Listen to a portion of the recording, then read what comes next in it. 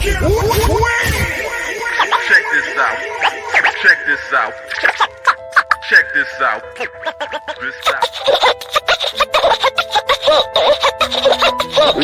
You don't stop. Rap groups. Holy crap, are you okay? What's wrong with you? Hello, my Chino brothers.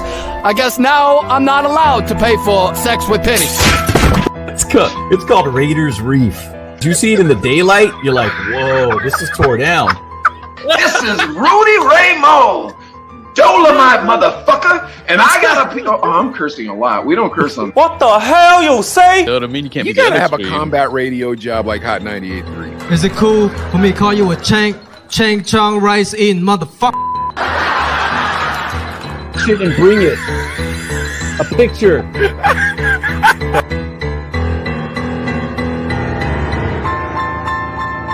Everyone, lady. You're not a lady? Yes. What are you? I'm Lady Boy.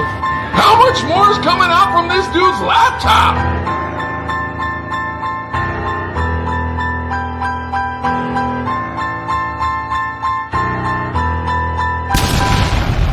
Your loved ones? Don't miss the boat. Don't miss the boat. Oh, some great clips in there, man. Was that good, dude? Oh, Dude. dang. Yeah. So here's what happened. Like last night at 1 a.m, I was like, oh, I got the illest idea. I'm going to produce a video that shows us and like our own personal social media and then like influences like how we started the Chino brothers and then show everybody's episode and clips of everybody's episode and then show their social media, show Paco's social media, show Mickey's social media, show Oscar's social media, and then all crescendo into the end of that, right? Yeah. Dude, nobody has videos on their social media. Like nobody, I was like, nobody that's a lot else of videos of me from last week. nobody has videos on their social media. So like you see, the only thing I stole was Mickey's. Like if you see, you could see Rocket Wings, like that like decorated wall, and then where it goes Rocket Wings, like there's a clip of that in there, and then that was it. Like other than that, like nobody had anything. But yeah, man, I just thought this was a really good idea for an episode because you and I work for Paco as our program director, and then you and Micky work for Paco as your program director, and then Oscar worked for Paco as a salesman. So like I just thought it would like we all love, who doesn't love Paco? That's first, Right. But then next, like I just thought it would be really interesting to hear everybody's take on it. And then who doesn't like Oscar and Micky? Be honest with yourself. You know what I mean? Like True. Oscar and Mickey, super fun. And then also I wanted to talk to Micky about how he's a diabolical genius. Remember we discovered that last week with Big Al from Big Al's Barbecue. Yeah. Remember we discovered that Micky savant. he's a diabolical genius, dude. He tries to fool everybody. But and, you know, with the Chavo del Ocho, bro, like that's like he tries to trick everybody with Chavo. Like he wants to look like Chavo, but he ain't Chavo. Don't let him fool you. He's a diabolical genius. We're gonna get to the bottom of that tonight, folks. What do you think of that, Adlai? Dude, I'm excited for all this because these are some of the homies, and really we've known these guys, gosh, over 20, 25 years. So, you know, going back, I think I was texting Paco one day, just like, can you believe that you hired me in radio 20-something years ago? And it was just like, holy crap, dude. That's amazing. And you're probably new phone, who this? Yeah, he's on, do I know you, bro? Yeah, but no, it's crazy to think about that too. And then even Micky and Oscar I've known for years now at this point, almost 20 years, because even as you can see, my Play 103.9 representing back there, that was, man, started in 2003, 2004. So exciting stuff. A lot of great stories. And I'm ready to bring them on. Oh, dude, I'm totally ready. Oh my gosh. I turned my mic up and it because I was like, my there it goes. That went low. Every time I touch this thing, because we have these touch screen mics and we both are AARP qualifiers. So Adlai don't Adlai doesn't touch Adlai doesn't touch his technology, but I'll touch my stuff and mess it all up. All right, let's bring these dudes on. Hold on. Ready? Wait for it.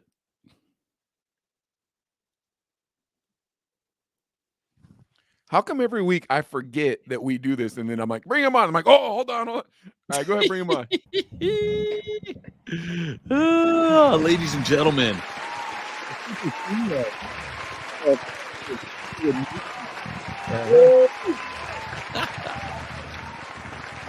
Who's got their mouth full? Yeah. Who's got their mouth full? This guy. Oscar's mugshot.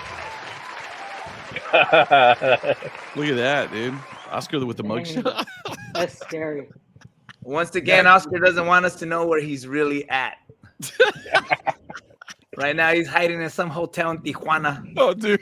Oh, no, look, It's dark. look, He's in a car. He's on the run as we speak. He's on the run. Paco, last time we had these two on, Micky just went relentlessly at Oscar for 20 minutes straight. I heard it. Yeah. All right, so I want to start off. This mic is killing me. I want to start off, Pac. Yeah. How did you end up in Bakersfield in the first place? Of all the places in the world, dude. Yeah, I want to hear this one. Yeah, you know what? They were looking for a program director to program the Spanish station, the network of the Spanish stations, and also to open up the English station, Play 103.9. I've been programming for a long time, and I did the two genres of music in English and Spanish, and I interviewed for the gig, and Anthony Chavez brought me over. So that's how I got to Bakersfield.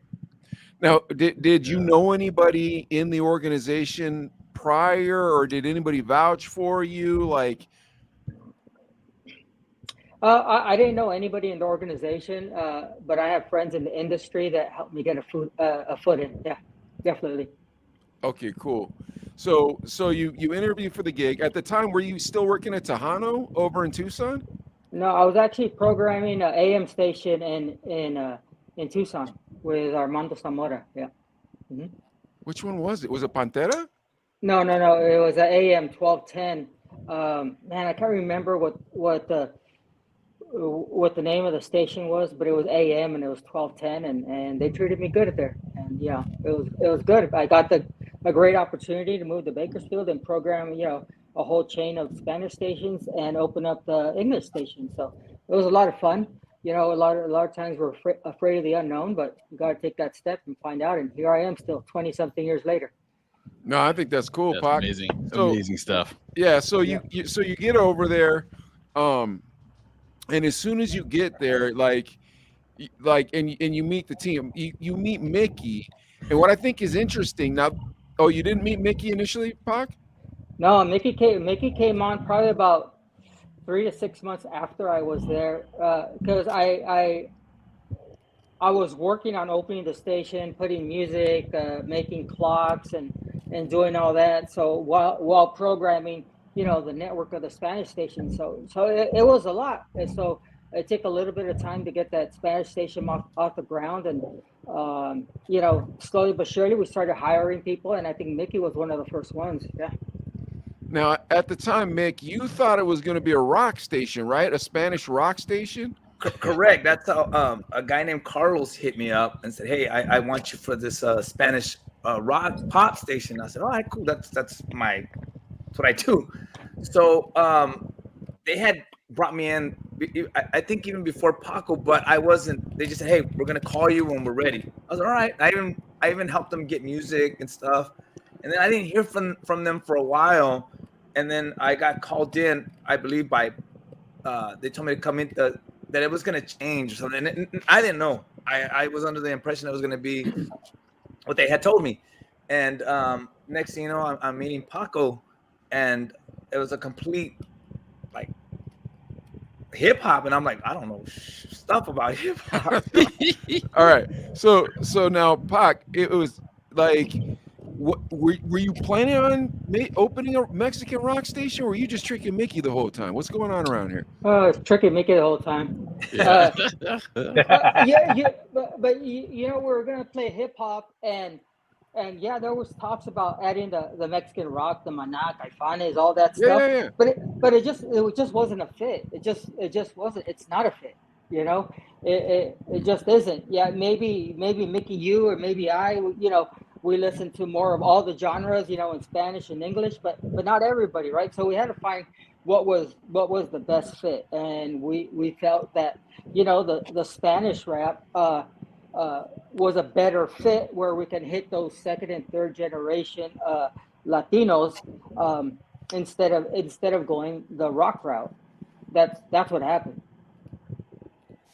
I'm just thinking too, though, if you want Spanish rock from that, I mean, you have some research, like, because they just said, "Hey, here's the station, here's the signal. We have nothing on it right now, but we own it, and we want to do something different."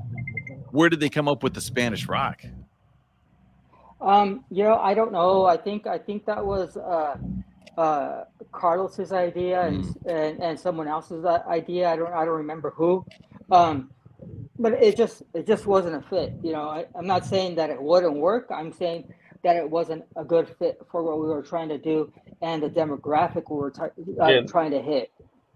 That market's probably not at the time wasn't susceptible to that either. I think, I don't know, maybe. No.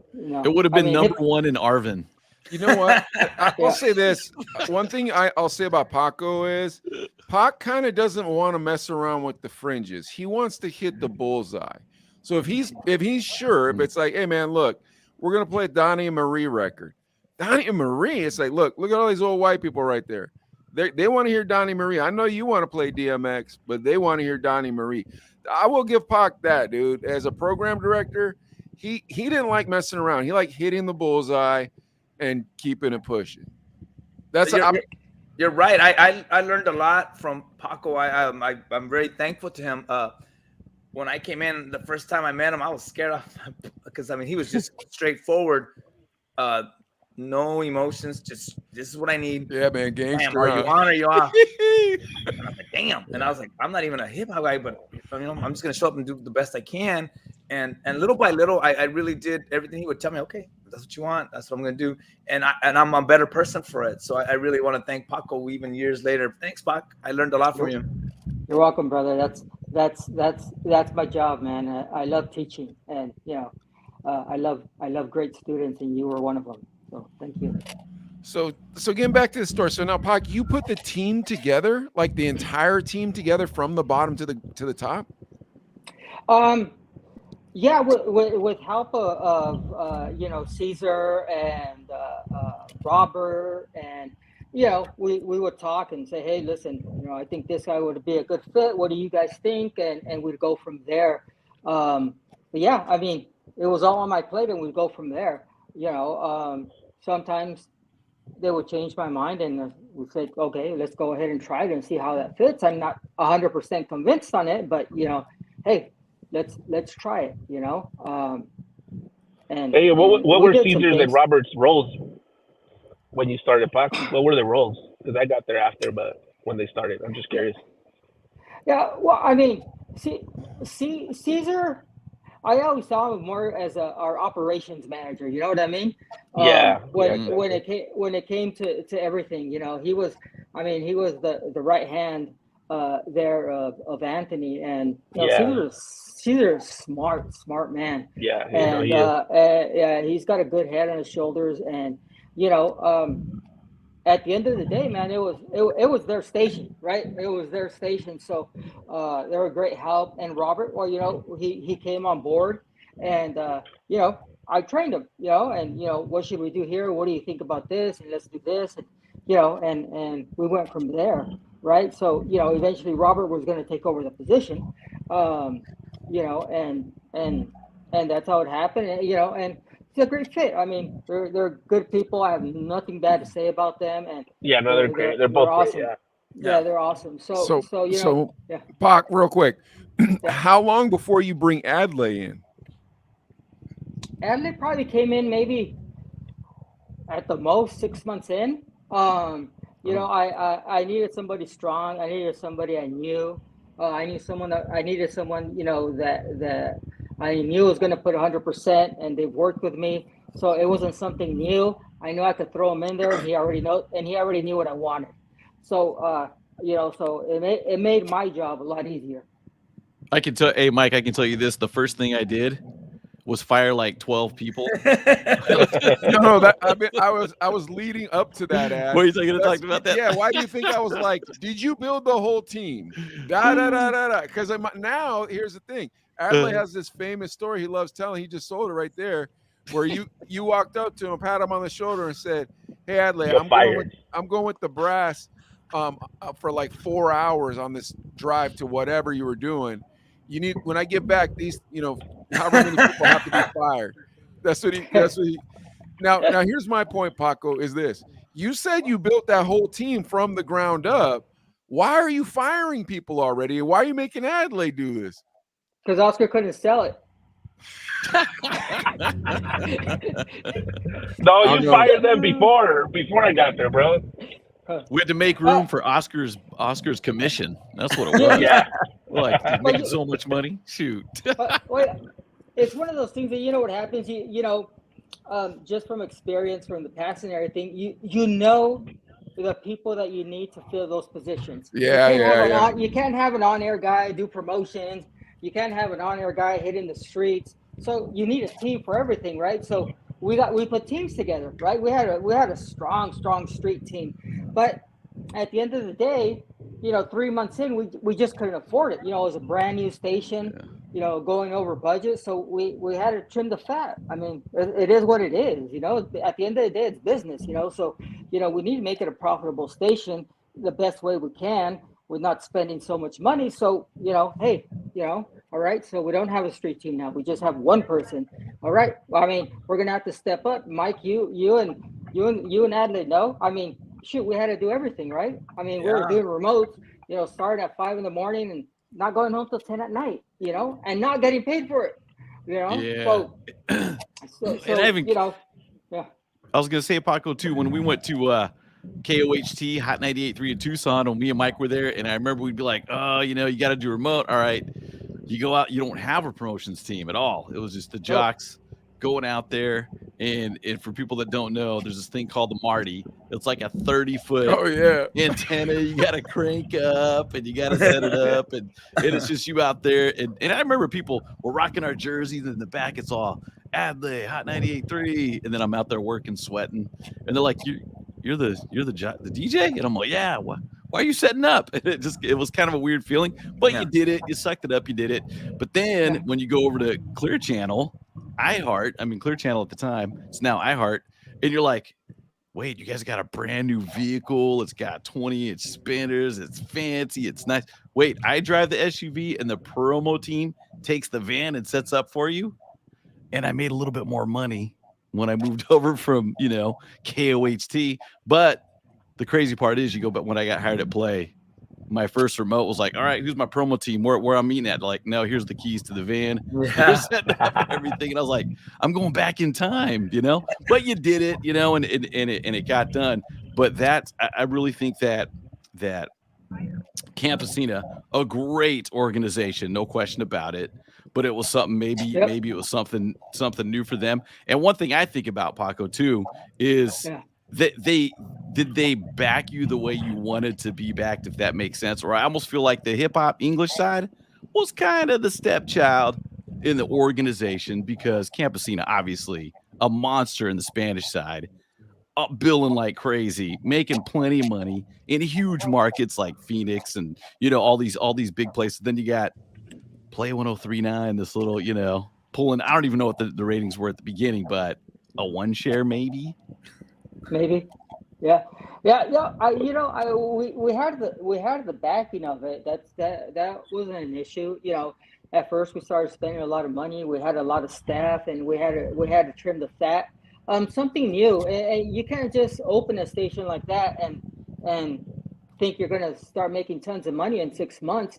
It's just not happening. When you got beasts on the other side that's hot, that's been here for forever. It's hard to go up against that. Now thinking back,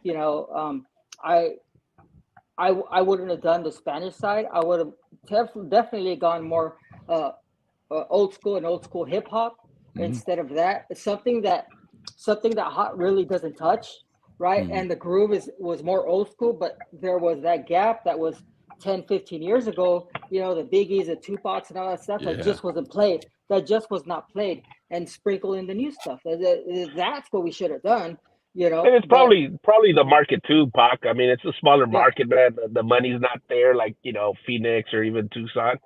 So, I mean, everything's kind of watered down compared to like when I would go to remotes in LA, they had 2 vans and 5 people helping setting up tents. Big inflatable.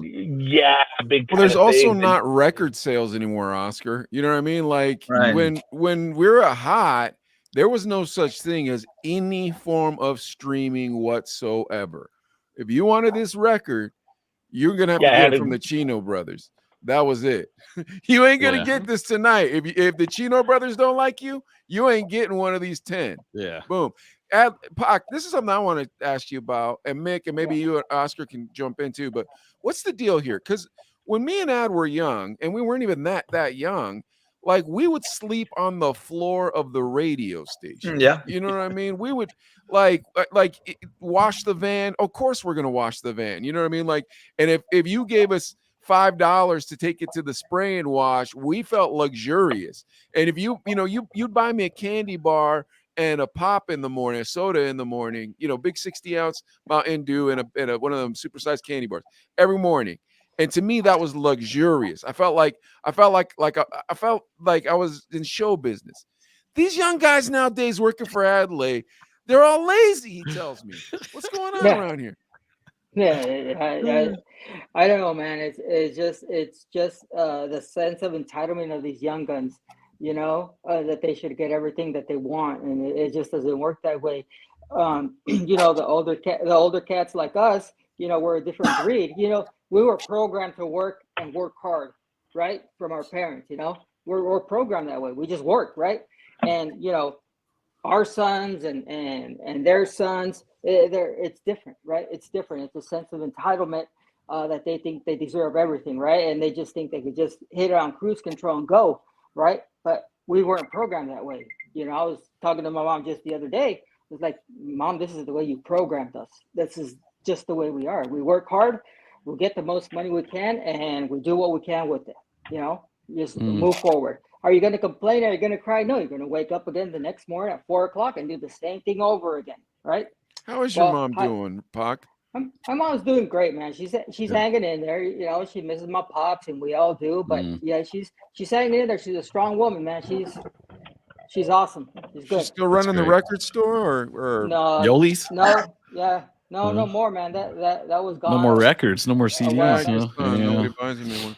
Hey, Paco. Though I do want a couple things I want to say though too. Not all my part timers are lazy, but I'm sorry. We've had there's a couple that are really solid. So, but Paco, back then though, were there some lazy employees? Absolutely. Absolutely. I didn't like lazy employees. So, if I worked hard and you worked hard, everybody should work hard. So, how many times did I have to go in at Saturday or Sunday in the morning at 3 or 4 o'clock in the morning because the overnight guy didn't show up, and I worked the whole shift?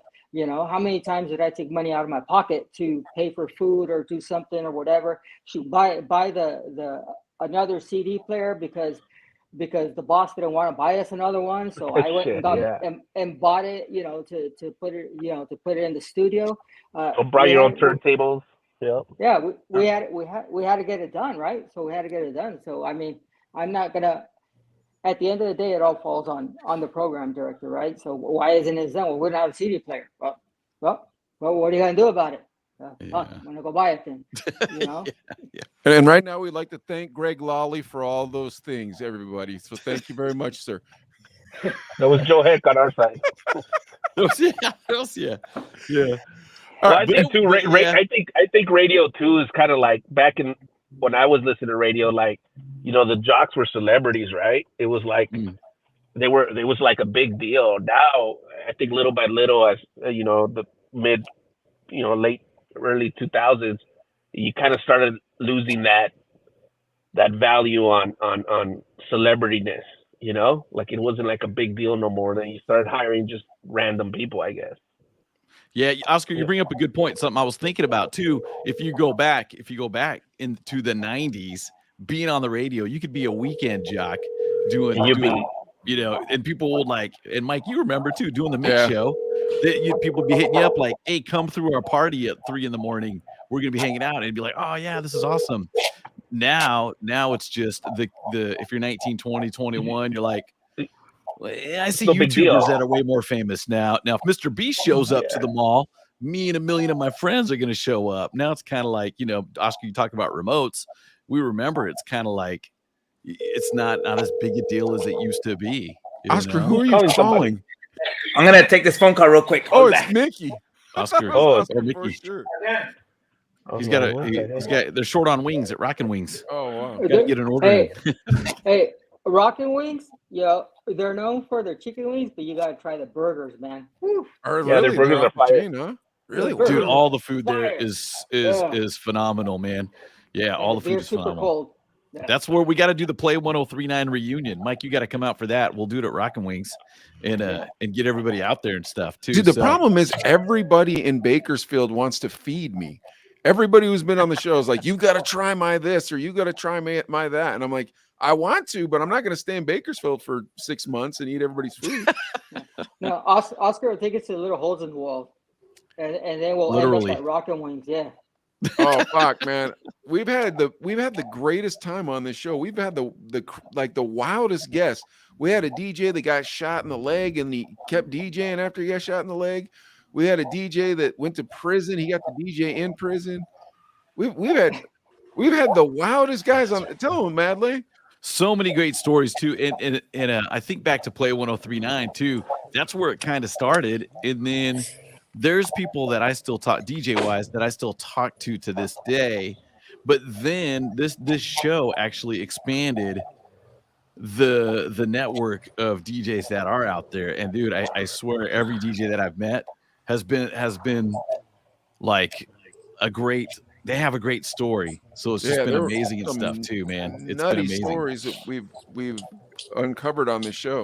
I wanted Mickey. I can't wait till Mickey comes back because I want to ask him what it was like to work for you, Pac, as a jock, being a rock guy, you know, because like I liked rock music, but like I liked hip hop too. So I don't know. I don't know if that really counts. But yeah, so I can't wait till Mickey gets back to ask him about that. It's a different breed of people. It is. It really is. How big was Rockin' Espanol in Bakersfield though? I don't think I feel like Spanish. I go right to regional. Yeah, in Tucson, it was big. It was huge. But in Bakersfield, I came in toward the ass end of the rock en español. So I never really heard it here in Bakersfield like I would hear it in Tucson, right? So and maybe just because I wasn't in the loop here in Bakersfield with that, but I mean, you'd go to the clubs and you go here and there, and you didn't hear it, really. Yeah, it wasn't that big. I don't even think it ever got that big, too. In Tucson, it was pretty big. Like they'd have club nights built around it. Yeah, but it's a different demographic in Bakersfield. I mean, you got a lot of farm workers. Even now, you got a lot of kids from high school that go and work in the fields. You know, so they're jamming it different. Their lifestyle is different. God bless them. Yeah. The last 5 minutes out there. Yeah. Well, me either, dude. Yeah. No, me neither. Are you kidding me? No question. Yeah. My dad did that work, Pac. My dad picked, and in the Central Valley, picked grapes with his buddy Don Ortiz. Back in the day, you know, when he couldn't get a job because he was Japanese. Yeah. No, it's hard. You drive by, and I mean they're there early in the morning. They're out there when it's 100 degrees, and and they get out and they still go to the club. You know? Yeah, still go party till 3 a.m. That's the nutty part. Yep, and drink. They drink hard too. That was speaking of Campesina. Didn't they do that big event? Where was that out in Keene? 40 acres. What was that? 40 acres. It's Delano. So outside of Delano, and how many people would go to that thing, Paco? Man, a lot, thousands. It was a free show, and what were the groups that would perform there? The biggest ever. I mean, Tigres del Norte. Geez. Ramon Ayala. You had a lot. Yeah. Oh, yeah. Big, huge groups. Tucanes de Tijuana. Yeah. A groups. Absolutely. Yeah. Yeah. How many kegs did you guys sell? You know what? We wouldn't sell kegs. We would sell actually cans, and we sell a lot of beer. A lot. It'd be amazing because you got to think if it's Los Tigres, that's a very expensive group, but it was covered basically through the beer sales. Yeah. I mean, your hands would be numb because you'd be serving the beer. You wouldn't stop, and you'd have to put your hands in the ice water and take the beer out, man. It was hurting. Yeah. Yeah, I remember we did the Tigres del Norte one. That one sold a lot of beer. Oh my God. I remember that. That was huge. Mickey, hey, me and you went to the War one too, right? That was a Campesina event too. Right. We were at the War one up in the mountains, and I remember that we had to present them, and it was cold as hell at night. I remember that. It got cold. The daytime it was warm, but at night I was like, what the? And we had to go out there and present them. There's a bunch of bikers. Remember that? Yeah. Oh yeah. Dude, there were snakes out there, bro. That was crazy, dude. Well, wasn't that 40 acres? The 40 acres, yeah. It was 40 acres too? Okay. Is that the one up in Keene, right? No, the War was the one in Keene. Yeah. Oh, okay. Yeah, that was up in the mountains. Okay. Yeah, that was a lot of fun. Campesina was a lot of fun. I love KBS and working at Play 103.9 too. This is another thing about radio. It was the last time frame of really, really, really fun radio. Yeah. The last bastion. The wave was crashing. Like, you know what I mean? It's all automated, all pre-recorded. Yeah, it's all that, and it's just everything syndicated. But back then, it was still we had a live DJ on at all times. Maybe not overnights, but I think we were the last era we were giving away CDs, and people were still excited to get a CD. Remember that? A CD prize pack. Towards the end, we would give them a free download that was barely coming out. Yeah, we give them a paper with like a little code on it, and they could download the song. That was new at the time, but we were the last little era of, okay, meet us over here. You can get these CDs, and then people would fly over there for the CDs. You know. If you do that now, nobody's gonna show up. Would you do that cheap thing when they won that prize pack? Did you guys do that cheap thing where you'd give one album and 2 singles? Of course, yeah. Of course, we put a single there. That is the Paco Jacobo way, dude. I remember when I first started working for Pac. He was like, "Hey, Sketch, do me a favor." I said, "Okay." He said, "Make me some CD packs that we can give away." So we would tape 3 CDs together. So okay, cool. So I'm taking CDs out, doing. I'm setting them on his desk. And he picks them up. He looks, he goes, 3 albums? And I said, yeah, man. He goes, no, it's supposed to be an album and 2 singles. I thought you were a real Chinito. Come on, put the full album in 2 singles. That's what he told me. You know what? The full album on top. The full album on top. And the album on top. You know which one was really good idea? And I think it came from Paco.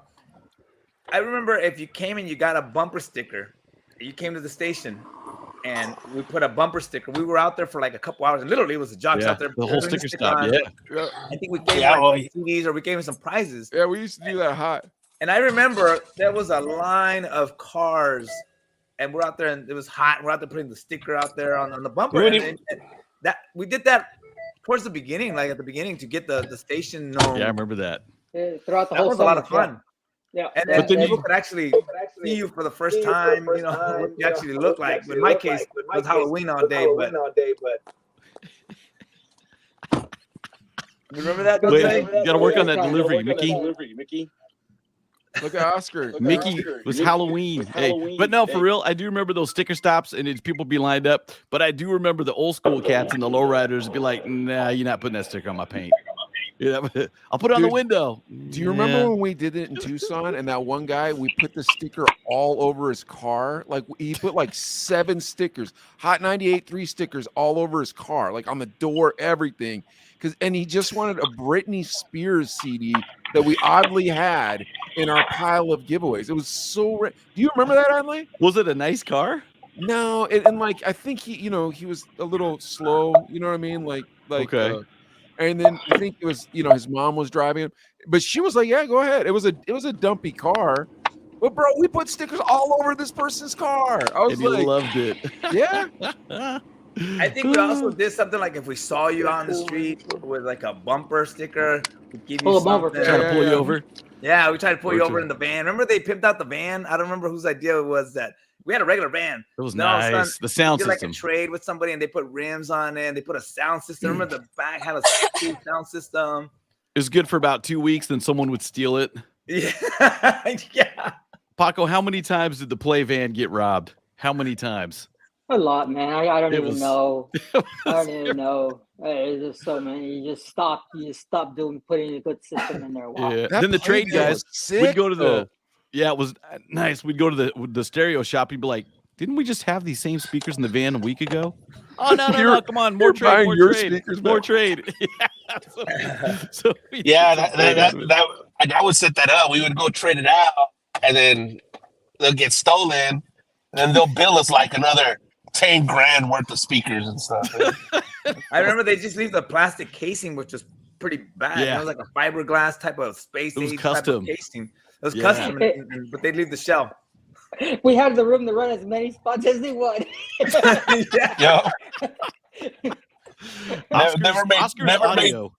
Never made 1 penny on it on those deals, dude. Hey, but someone made money somewhere. What's the deal with the limo guy? I remember we'd have winners. That was Oscar. And then we take the winners to the concert in a limo, which was a good idea. It's a great idea. Yeah, that was with Ellis limo. No, wasn't that what some guy named Carlos and Juanito used to work for? Juanito, that's the guy. Juanito, yeah. We'd have these winners, and then it was like 2-3 couples, and we take them to the concert. We had to go to the concert. I remember I got to go to the Neo one. And we had the little signing, the little autograph signing back, and then we also went to the Yee concert with Rihanna, right? Nerd, that's right. Lupe Fiasco. Well, that was a great show too. And we went to Akon too. Remember? Akon, Oscar, you were at that show too, and all I remember from that is the winner puked on P Fresh's shoes. His new yeah. Got my new Vans. That was in Universal City Walk, right? Yes. I think it was. Gibson Amphitheater. Yep. Yeah, I remember that. Because you remember you're watching the show, Kanye's up there, he's like, woo, and then all of a sudden everybody's like, ooh, what is that smell? And just everybody starts backing away from P Fresh, and that girl that's throwing up on him, and it's packed. Obviously, Lil Wayne was the headliner. Yeah, dude, that was the good old days. Yeah, the universe didn't want him to have those vans, bro. The universe. Hey, whatever happened to that? Whatever happened to that van? Did they just convert it back into a Campesina van or something? Who knows? They traded in for a new vehicle for Campesina. Yeah. Oh, okay. I think I saw it on like one of those Union on Union, one of those. That's one of the car lots. Yeah, where they sell parts and stuff. Or a side business. It's at Cataldo's Auto Sales. Yeah, it's a Cataldo. Yeah. Now, whose idea was it with the truck? Do you remember to court over that and all that stuff? Oh, that was the Hummer. The Hummer, right? That was all me. Yeah. That was what was the name of the promotion, Paco? Win a Hummer, right? Yeah, win a Hummer, right? Yeah. Win a brand new Hummer. Oh, that's when you guys gave away that toy? Yeah. There was a lawsuit, right? Didn't you guys get sued? Yeah, I feel like that made national news. Yeah, I remember you guys being in court quite a bit because I'd be on the station and I remember everybody like, "Where you guys come from?" Oh, we just came from court. I was like, "Dang, how long is this thing gonna last?" That's right. It wasn't court. It was some kind of mediation or something, right? Yeah. Mediation. And then it was easier just to settle at a settlement. Yeah. The lady from Subway. Yeah. 3 months later, she had nothing. She had driving a Pinto around town again. So really, because I remember the funny part is she was a winner, won a CD prize pack, and I was pulling up. I don't know who was with me, but we're pulling up from lunch, and that she had this big monster truck type thing, and we're like, oh yeah, nice truck. She's like, yeah, thanks, you guys paid for it. I was the Hummer winner, and then it was a cash payout. Yeah. I think I got right there after that. I got to the station around after that, the Hummer incident. Because I remember that lady coming to some remote or something and talking about it. Dude, it made national news. Like, we heard about it in Pittsburgh. I was like, those are my friends. And they're like, yeah, no, they're not. And I was like, I'm telling you, those are my friends. I remember they cranked up the truck, right? Vroom, vroom, and the lady got pretty excited. And then they come out with this little toy car, and I was like, oh. Did you know, Mickey? Wait, Yeah, Mickey. So because that was the morning show, and at that time I was still on right after at 10 o'clock. So this happened right in the morning, right, Paco? Yeah, I was in the morning. Yeah. So I had just gotten there when it just happened. Wait, so the winner was outside waiting for you guys to drive the Hummer around? It was in the back, right, Paco? You guys took her to the back, right? Yeah. Hey, but you didn't give her like $1,000 or something, or was it just the toy Hummer, bro? Well, they moved her like around the corner of the building, so she couldn't see. Wait, hold on a sec, dude. When we were in Tucson, I had a bit where we'd have Speedy come on and tell us who was gay or not on Time Magazine's cover. Right? We had this gay guy. He was on the show. And then we'd just be like, hey, Speedy, is this guy gay? And they say, yeah, Tom Cruise is gay. And then he'd explain to us why he was gay. We ran the bit once. And then like legal stepped in and was like, no, we're going to get sued, blah, blah, blah. So we had to stop doing it. Yeah, Alan Herman told us, Pac, you can't do that anymore. But you let these people in Bakersfield believe they were going to win a new SUV Hummer, and you were cool just giving away a toy? We never said it was a toy. We never said it was a real car. All we said it was a Hummer. Back in the day, that would go. Oh my god! But she didn't get like $1,000 or something after. It was just, here's your toy you won. Like there was like. Well, no. For they had her. They took her to the back. They had her believe. I think the DJ still went behind on the side of cranked up the truck and vroom, vroom, like. So like a real truck. Yes. Oh man! You can only hear it. And then they brought the toy out. That would be like, hey, we're giving away a house, and I go buy a doll house, and we give away the house. You know, like that's kind of messed up. You guys didn't see that ending in a lawsuit? Nah, no. You take chances, dude. And even right around that time was when Hold Your Wii for a Wii. Remember that? Yeah, and that lady died. And she died from that too. Yeah, that was Oh no, also the guy that was doing like to see who could drink more milk, the most milk. The milk, yeah. We did some guy. No, we tried to do it, but we didn't do it, dude, because some guy died. Like we did? Nobody died though. The guy was puking in the bathroom. It was for Bone Thugs and Harmony tickets. The guy was throwing up in the bathroom. It was a mess, dude. Yeah, that was. But some guy died in Sacramento or something because he was drinking water or milk or something. The milk, that's a true story. Yeah. Holy cow, dude! We did some dumb stuff. Yeah. Dude, but you know what's crazy? You think about that too. Like even I check myself just what I say on the radio now because it's gotten to a point where you don't want to offend one single person. One person. The things that would happen in the studio back in the day, you can't do it anymore. In the studio, on the air, on the air, what we would say if you like, just a 3-minute bit. Oh my gosh, we'd be on national news. We're the biggest bigots that ever lived. Da da da da da da. Hey, Vicky, would you do her? Vicky, would you do her? Exactly. Oh my gosh. Shout out to Vicky Valle. Yeah, I love her. She's awesome. Paco, did you feel a lot more freedom at the company in Bakersfield more than you had over with Art?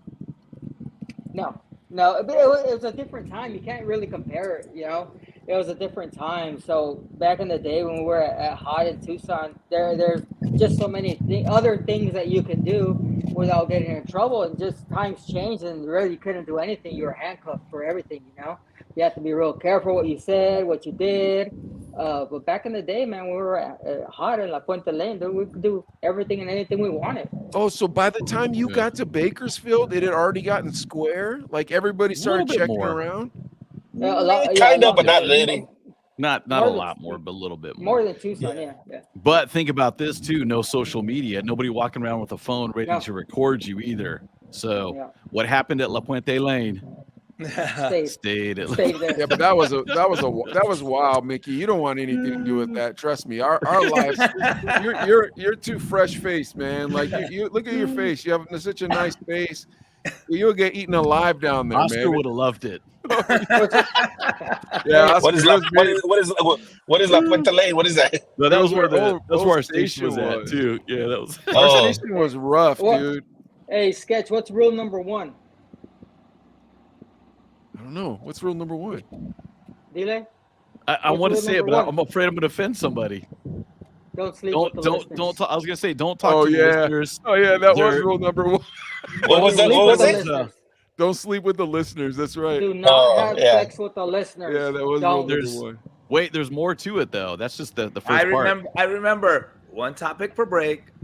The music's the star. Right? That's right. That's right. That's rules. The music Because back in the one topic per break. That's right. Yeah, back in the 90s, it was don't sleep with the listeners because they're either really big or they're crazy. That was the other part of it. That was it. Yeah, that was the 1A and 1B. Well, it was because they're the big or the crazy. And Mike listened to it, and we stuck by that rule. We never got off that rule. I remember Paco being a stickler with the mixing guys, because sometimes I'd have to be in there like DJing when the mixing guys. No underground hip hop whatsoever. And I remember some of the guys wouldn't listen, and the next thing you know, they're not here. How'd you guys know they were big or crazy? Paco said not to play that, but that's, I'm not your boss. Next thing you know, hey, what happened to so-and-so? Oh, he didn't listen. He's gone. Dude, I'll say this, but I won't say any names. I'll say this, but I won't say any names. When Paco split, there was kind of an interim PD guy. And that week, there was about 18 records added to rotation. Turntables. You got a brand new pair of turntables. I was like, I didn't say nothing. Not saying no names. I'm just saying. It was like, hey. Alice like Manny took my gig. Paco, you know what'd be great, and I'd like to hear it from Paco. What? Who's your favorite? Remember when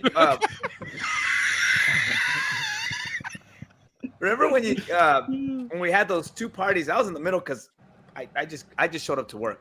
But you had the morning party that didn't get along with the night party. Remember that? Mm-hmm. And then we were at the meeting and they were gonna fight. Like, remember what he said? Hey, let's go outside. And I'm like, what the? And I was stuck in the middle because I was the midday guy. Mm-hmm. So I hear the morning guys, and then I hear the night guys, and I didn't take any sides. I was just there to work. But I remember that how bad it got. Yeah, I do. Yeah. It egos, man. Egos. How did you manage that? Gotta get along. The best I could, man. The best I could. So yeah, I heard about this, and I was like, Pete Fresh told us about it. A lot of people have recanted the story about how that happened on this show. That never happened at Hot. We would never think to talk back to a senior at Hot. If you're a senior at Hot, hey man, that's the way life works. You, for whatever reason, whether I think you're talented or I don't think you're talented, you're my senior, Andy B. I'm not going to talk back to you. You know what I mean? Rest in peace, Andy B. Yeah, rest in peace. But you know, yeah. But for real. Yeah. Again, it's that sense of entitlement. Everybody thought there were stars, and at the end of the day, it's not shit, right? So just follow the rules. He's got his show, you got your show. Do the best you can. What the hell do you care what the other person said? Who cares? Doesn't matter. Yeah. Move on. Don't lose sleep over that shit. Why? We were also on the same team. Right. Stop. What are you looking at? There's never a time if I was at Hot, I might not like somebody at Hot personally. Me and that person might have some beef, but I'm going to talk to that person about it. I'm not going to try to get everybody to not like that person. You know what I mean? Let me ask you this, Mike. Do you think that would have changed when Clear Channel came in and there was all these other people that used to be our competition we now shared a break room with? Because I wonder, I got bumped down to just a part-timer. They're like, we could fire you or you could stay on as a part-timer. I was like, well, what am I going to do, dude? I'll take the part-time gig. And Paco was doing Spanish only. I was a weekend gig for a while. And it was kind of, I kind of like. Paco went to Tejano. You didn't go to Tejano? Tejano, yeah, that's the station I'm talking about. Yeah.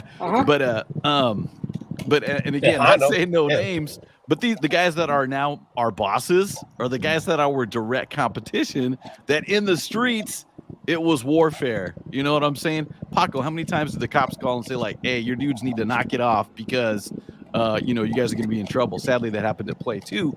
But there was times when, or the other boss would be like, hey, general to general, tell your dudes to knock it off, or you know what I mean. So now those weren't the same individuals that they brought to Bakersfield, were they? Because I remember the night guys originally. You brought them, right? Yeah. Yeah. That's a whole nother story. One of them. But that's that. Yeah, because that I was, remember when I came in, there was like two little cliques, right? Like it was like the delay clique and then the other guys clique, and then the other guys were gone maybe like 3 months after I got here. stupidest thing ever. Yeah. Yeah, and when you talk about, and here's another rule to add to the radio playlist or whatever, it's like you don't try to undercut a dude. If you're doing nights, don't try to undercut the afternoon guy at a gig or remote or whatever, dude. Right. You know what I'm saying? Make your own. And there was stuff like that happening. And I'm not saying what it was, but there was times that you're just like, dude, we're all trying to eat. None of us make a lot of money. Can I go get a gig? You know what I'm saying? But it got ugly at times, and it got to where like you'd walk in and be like, all right, dude, shield up because it's time to go to battle in the place that you work. So but when me and Micky and Oscar finally got let go and laid off when they went dark, I kind of wondered after that. I was like, maybe they were just sick of the drama, even though a lot of the drama was gone because nobody was left. I wonder about that too, because Paco, you got kind of treated badly. I felt like you got the short end of the stick, no question. And then it happened to me, Micky, and Oscar. You stayed on to sell Campesina, but come on, salespeople are replaceable.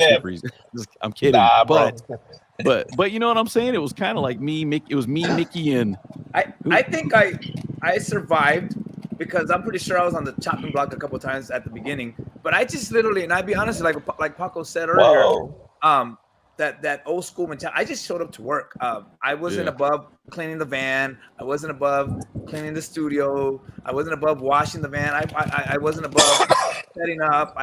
Like you said, when we did remotes, we would set up ourselves, and I never complained. I just, I worked in the fields at one time, man. So to me, this was like, I'm getting paid for this, okay? To wash the van. I didn't care.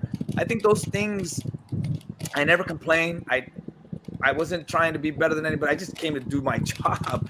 Yes. And, that's something that Micky and Delay had was like, they didn't complain if they had to do it, they would just do it whether they got paid or not. Even at one time, like Delay, I got switched to weekends. I became a part-time guy, and I just, this is the way it is. Okay, and I stuck it out until eventually they brought me back in as a full-time guy, and from then on, I just did my job. I wasn't. Wait, why'd you make him a part-timer, Pac?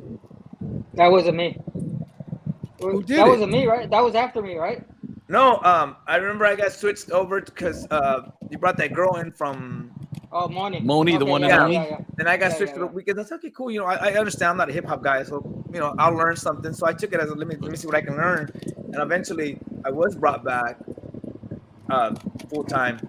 But in that time, what I did was not be sour grapes. I just said, okay, well, how do I learn? Let me learn this. And now I'm very thankful because I got to learn a whole different genre that I had no clue of. Like I said, Paco, I really, really thank you for that, man. I've always been really grateful. At first I was scared of you, but then I said, well, let me listen. What can I learn? And to this day, so scared of him. To this day, what no, topic break? No, that's great too. And Paco and Mike remember this to quote the famous Frederico. You could be digging ditches. You could be digging ditches. You could be digging ditches. Yeah. So I feel this is a better job. Paco, I feel like you had 3 radio careers. So you had like Hot 97, and then that kind of bled into early Power 97.5. I'm sorry, Power 97.5, and then that kind of bled into early Hot 98.3. Then you had middle Hot 98.3 with me and Ad and Ernie, and then you had what is it? Play, correct? Clear Channel. Oh. Yeah.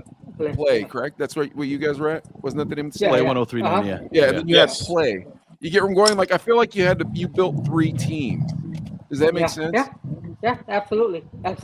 Yeah. And you even had a stint in New Orleans too, right? For me? Yeah. No. Weren't you running with Harper? Oh yeah. Well, one of it was Texas, though. Texas. Yeah. One of the markets was New Orleans, but I didn't work New Orleans. I worked Texas and New Mexico. That's what I did. Yeah, I was a market manager over there for both those cities. Yeah. For a big company too. That was a pretty good sized company, right? Yeah. I think It probably was like 15 stations around there. Yeah, I managed 1, 2, 3, about six stations. Yeah. Wow. Yeah. What'd you like? What did you like better, Pac? Being a PD or being a manager? PD always, even if it didn't, it doesn't pay as well as a market manager. Never does, but on paper. But yeah, it's just a lot more fun. You know what I mean? It's what you know, right? Yes, definitely. I heard him. That's all right. That's why it ain't on paper.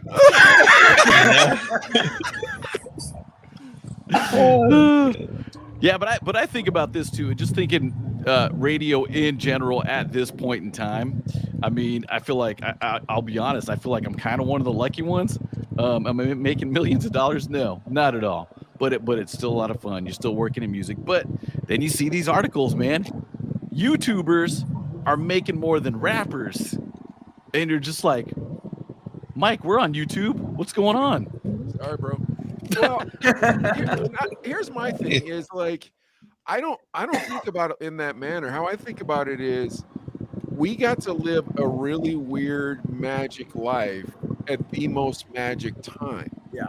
You know what I mean? Like like there's no other time. Some good experiences, man.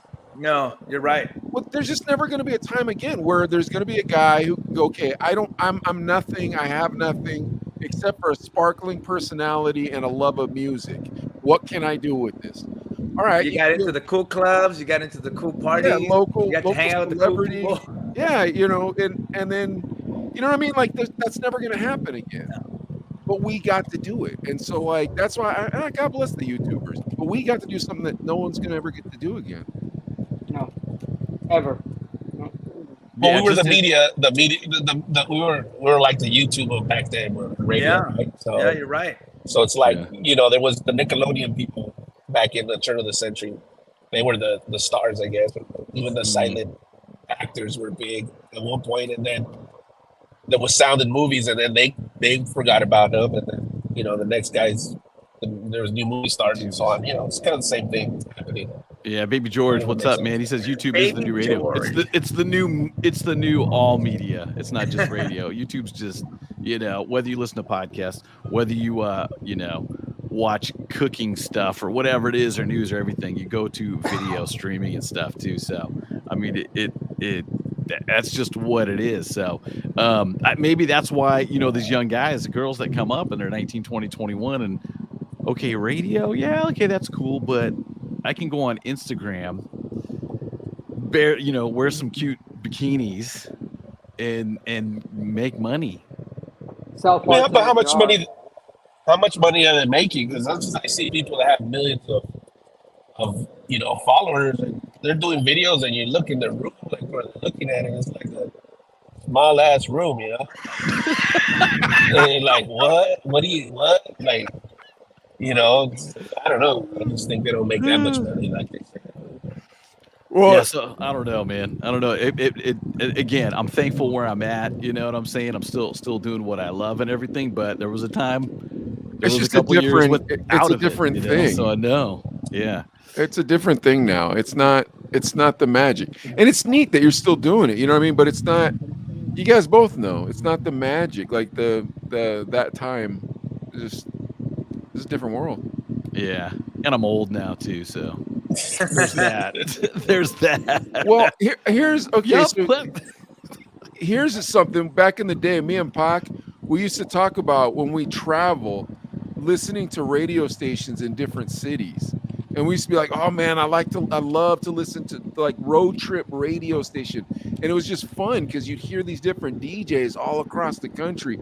And sometimes you'd hear records you hadn't heard anywhere else. Mm-hmm. That's not how it is anymore, dude. You're going to hear the same cat all the way across the country. And that cat sucks anyways. He wasn't funny, He ain't interesting. Go figure. Scraping by. I think one of the cool things about Play 103.9, it was kind of like a mom and pop station. Yeah. So, you didn't have to wait months for a decision. Paco was right there. Hey, Paco, what do you think about this? Do it. Okay. Or that's stupid. Yeah. That's a horrible idea. Yeah. But you got to know at that very moment. You know what I mean? You didn't have to wait. You didn't have to go through a chain of command. You just went and knocked on his door, and hopefully you caught him in a good mood. And yeah, Paco was moody But sometimes. Paco was never. No, I've never saw him moody or never saw that from him.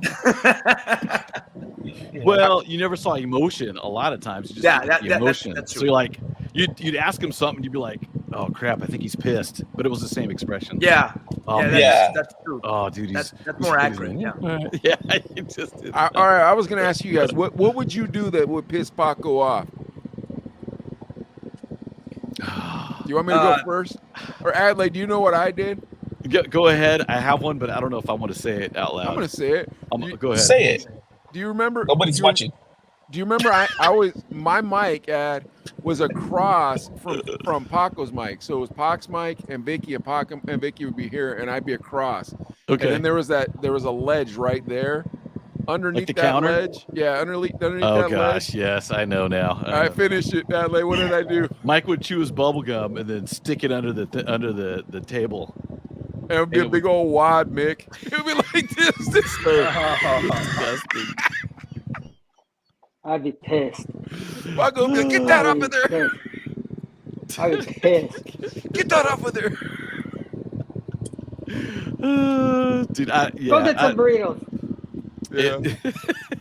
I don't think there was I don't. There's nothing I want to say. I think on here. Let me think about it too. But Paco, dude, I think the only things that would really, I can't think of anything really bad or really embarrassing, but there was just those times you just didn't know, because I felt like for the most part, you guys. You can just be honest with him. Let's go with Mickey. Well, Mickey, you tell I do something. know that Paco asked you specifically what he wanted, and it needs to be specifically that way. If you even improvise or go off, you're gonna hear it. So I got one of those once or twice, and that was it for me. I was okay. How he said it, that's how I'm gonna do it. You know? And you're right. His tone was always. I didn't know him. You know what I mean? And he just, to me, was. You guys have known him longer than I had at that point. So I didn't know him. I really thought, okay, I'm gonna get fired today. For a good. The first 6 months that I worked with Paco, I literally, I'm pretty sure he's not gonna tell me, but I was on the chopping block. How I survived, I don't know, but I was. For 6 months, Paco didn't bust your balls. He didn't. Oh no, yeah, no, he was. He told me what he wanted, and he didn't make jokes with you or nothing like that. He would joke sometimes, but it was funny because he'd almost have the same tone in the joke as when he was being serious. Yeah. So you didn't know, is it funny? Dude, I just had a light bulb moment. I know what it is, dude. Now I'm going to do this with my part-timers and my employees is always make them think they're about to get fired. You know what I'm saying? That's a popular thing right there. They're about to get fired. They're on the edge. Yeah. Paco, how close did I get to getting canned? Lost count, man. No. I don't. Honestly, I don't recall saying, "Man, we gotta get rid of Micky." I can't. Yeah, there was other people that definitely that shouldn't have been there at all. But no, nothing really. It doesn't. I don't think you were ever close. You know, I think there's changes that we needed to make with a lot of people there, and you know, we try to adjust the best we can and find that perfect formula of DJs and the music and everything else. And you know, do we have to make moves? Yeah, we got to make moves. And I could be wrong, I could be right. I don't know, but I'm not going to find out until we make that move and see what it sounds like, right? Right. I remember we had a lot of people at the beginning, and then it seemed like almost like a game show, like you're on the island where you survive. And then he's gone. Okay. And then, alive. And at the end of the day, the last one standing was Delay and I, and when they called us in, it was just because who else was? I feel you guys didn't really like want to be the top guy. You guys just put in your work, and whatever happened. So you guys became very helpful to the station. the- Like apart from being on air, the you know, you funny guys did a thing- lot of stuff outside. We mentioned it last time. The funny thing, the day we got let go, they applauded us on the way because they called us in because we had a 4-point something. Remember that delay? Yeah, we finally cracked a 4 Yeah, share, which is a big deal for that something. station. And it was just us, Yeah. the skeleton crew. So people were like, yeah, you guys, yeah, the boss wants to see you. And we're like, yeah, okay, cool. You know, maybe now we're going to get more help or something. And by the way, Friday's your last day. What? It was right around Thanksgiving or Christmas. It was Yeah, around it the was right holidays. after too. Thanksgiving. Yeah, Was it? I remember that. Thanksgiving. At the end of the day, if there was revenue on that station, it would be on, right? But there wasn't. Yeah. That's the number one thing. If there isn't, When you have a crappy salesman like Oscar, how are you going to have any revenue at this radio station? Because Oscar's pocketing most of it. Look at him right now. He's on the run. I don't know what he pocketed today. I'm still waiting for my damn things that I bought off to be connected. Still not connected. Dude, let's be solar honest. panels. No, I mean, it was a year ago. Remember that? I said, hey, I'm still waiting for them to click the on. It's still not on. Dude, but Club Tony's money I only can't hear can go you, so Mickey. far too, by the way. Yeah, I mean,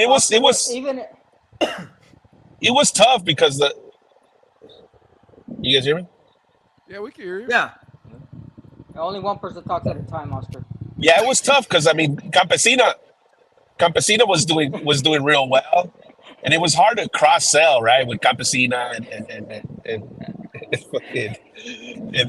and play 103.9. So, but we tried our best. Paco had a thought though. Paco, what was your thought too? I want to hear this. Even if Oscar wasn't on the Paco show laughing. today, he's the only person that would sell the station. It's true. Seriously. And Props. And on another note, I can't wrap my head Thank you, Paco. around Love you. why stations, new stations that come up, they want to do a hip hop station in Bakersfield. Why? I don't understand. They don't make any money. They're off. It's hard to make. They're off money. 6 months from now. Why are you gonna go against Hop? Seriously. Why are you gonna play the same old school as the group? You're not gonna beat them. You're not. Play a different type of old school. If you don't do the hip hop, why? You know, there's stations that were off the air and they come back on the air. They do a hip hop again, and there's not even one commercial on the air. Come on. Yeah, but is there money in radio anymore? Only Not only what it I was. don't think so, man. Only the big boys, but not really. I mean, they're leaving because now marketing companies and different products, you know, their budget is okay. Here's radio, here's TV, and here is social media. Yeah. Right. Yep. Well, social media, you can target your audience. You know, you Well, can. the budgets, all the money's still there. The pool of money's still there, but it's shifted out of radio and regular TV, right? Shifted to social media, Instagram, direct marketing, kind of things like that. So the money's still there. It's just gone somewhere else. Yeah, so that's why I'm asking: is radio viable anymore? Can radio make money? What kind of format would you guys like if you guys owned a station right now? What would you guys do? That's a great. If you had a chance to own a station, what format I would you wouldn't own it. I'd sell it and get as much money as I can for it.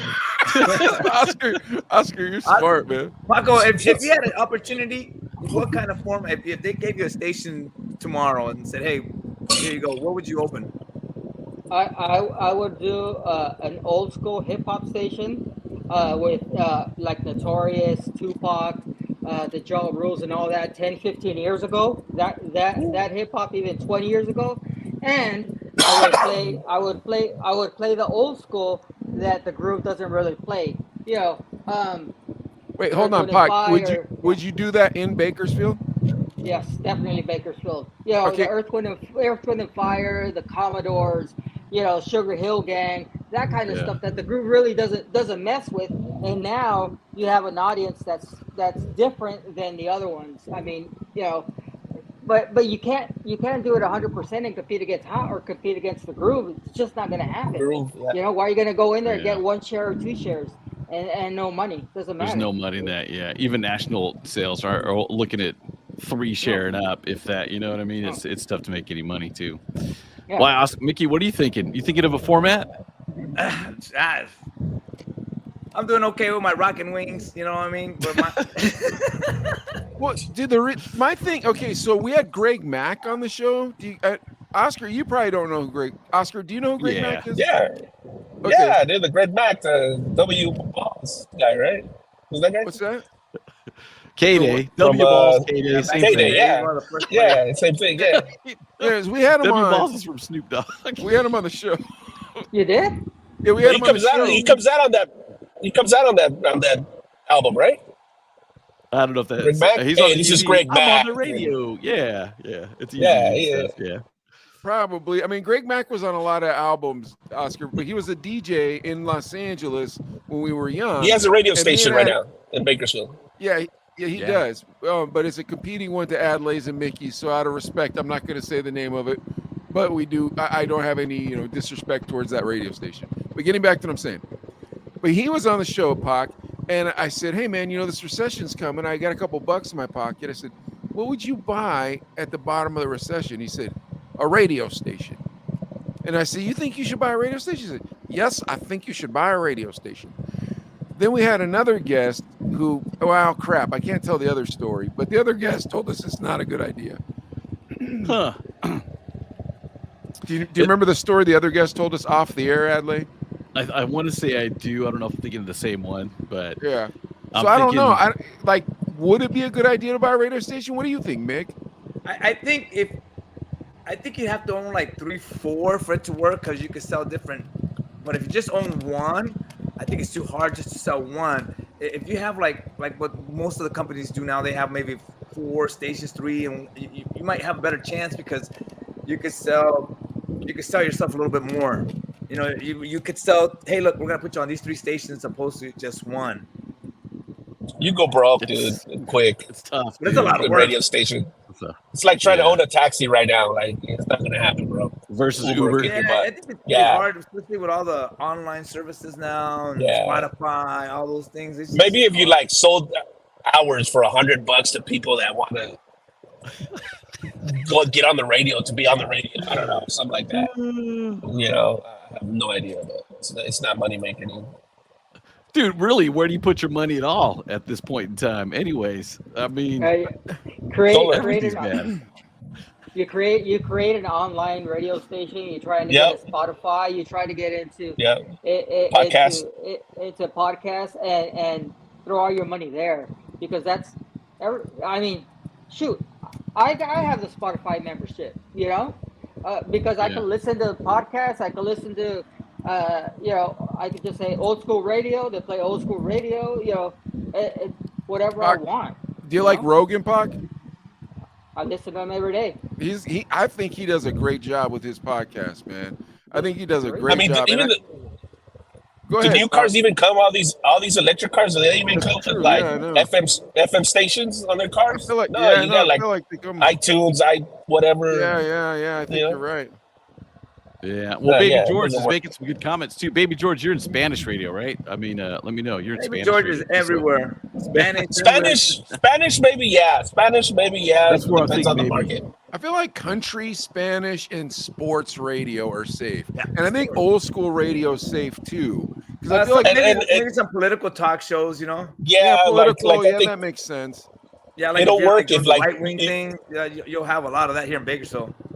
Like it'll work if only you could get the content on the radio. Like you can't find it somewhere else, so they got to tune in. Then it'll work, right? You can get to add to that too. If you think about it, like top 40 radio, the new music, your target audience is what 18 to 34, and even skewing younger than that, 12 to 24. It's kind of like where do they go for music?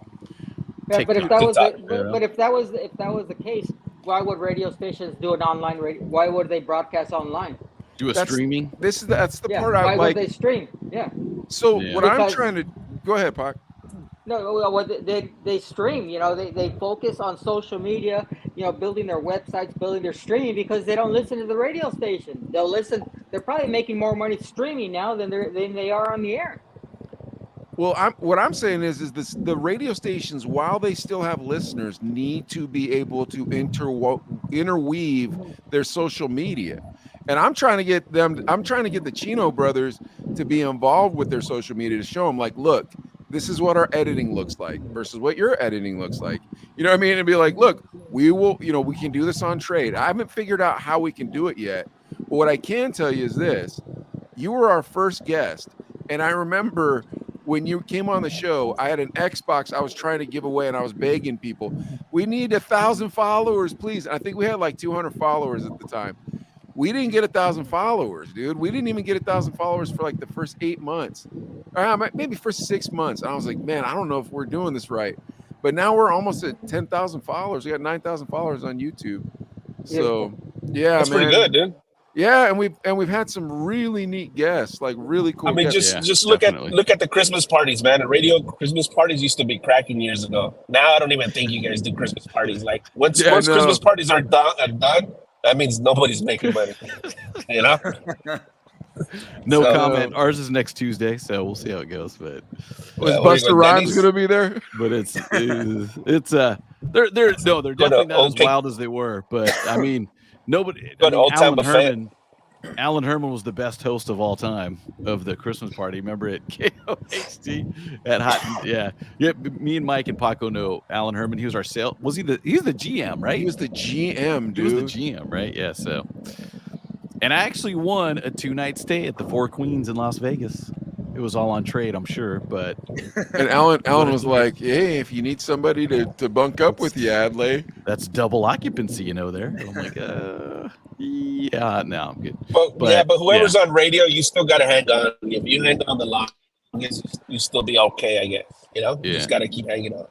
Dude, in my in-between radio gig, I worked at Home Depot, and those were some wild Christmas parties, man. Home Depot. Home Depot? All out. They went all out, man. Really? Phew. Yeah. Like, why are they radio? Yeah.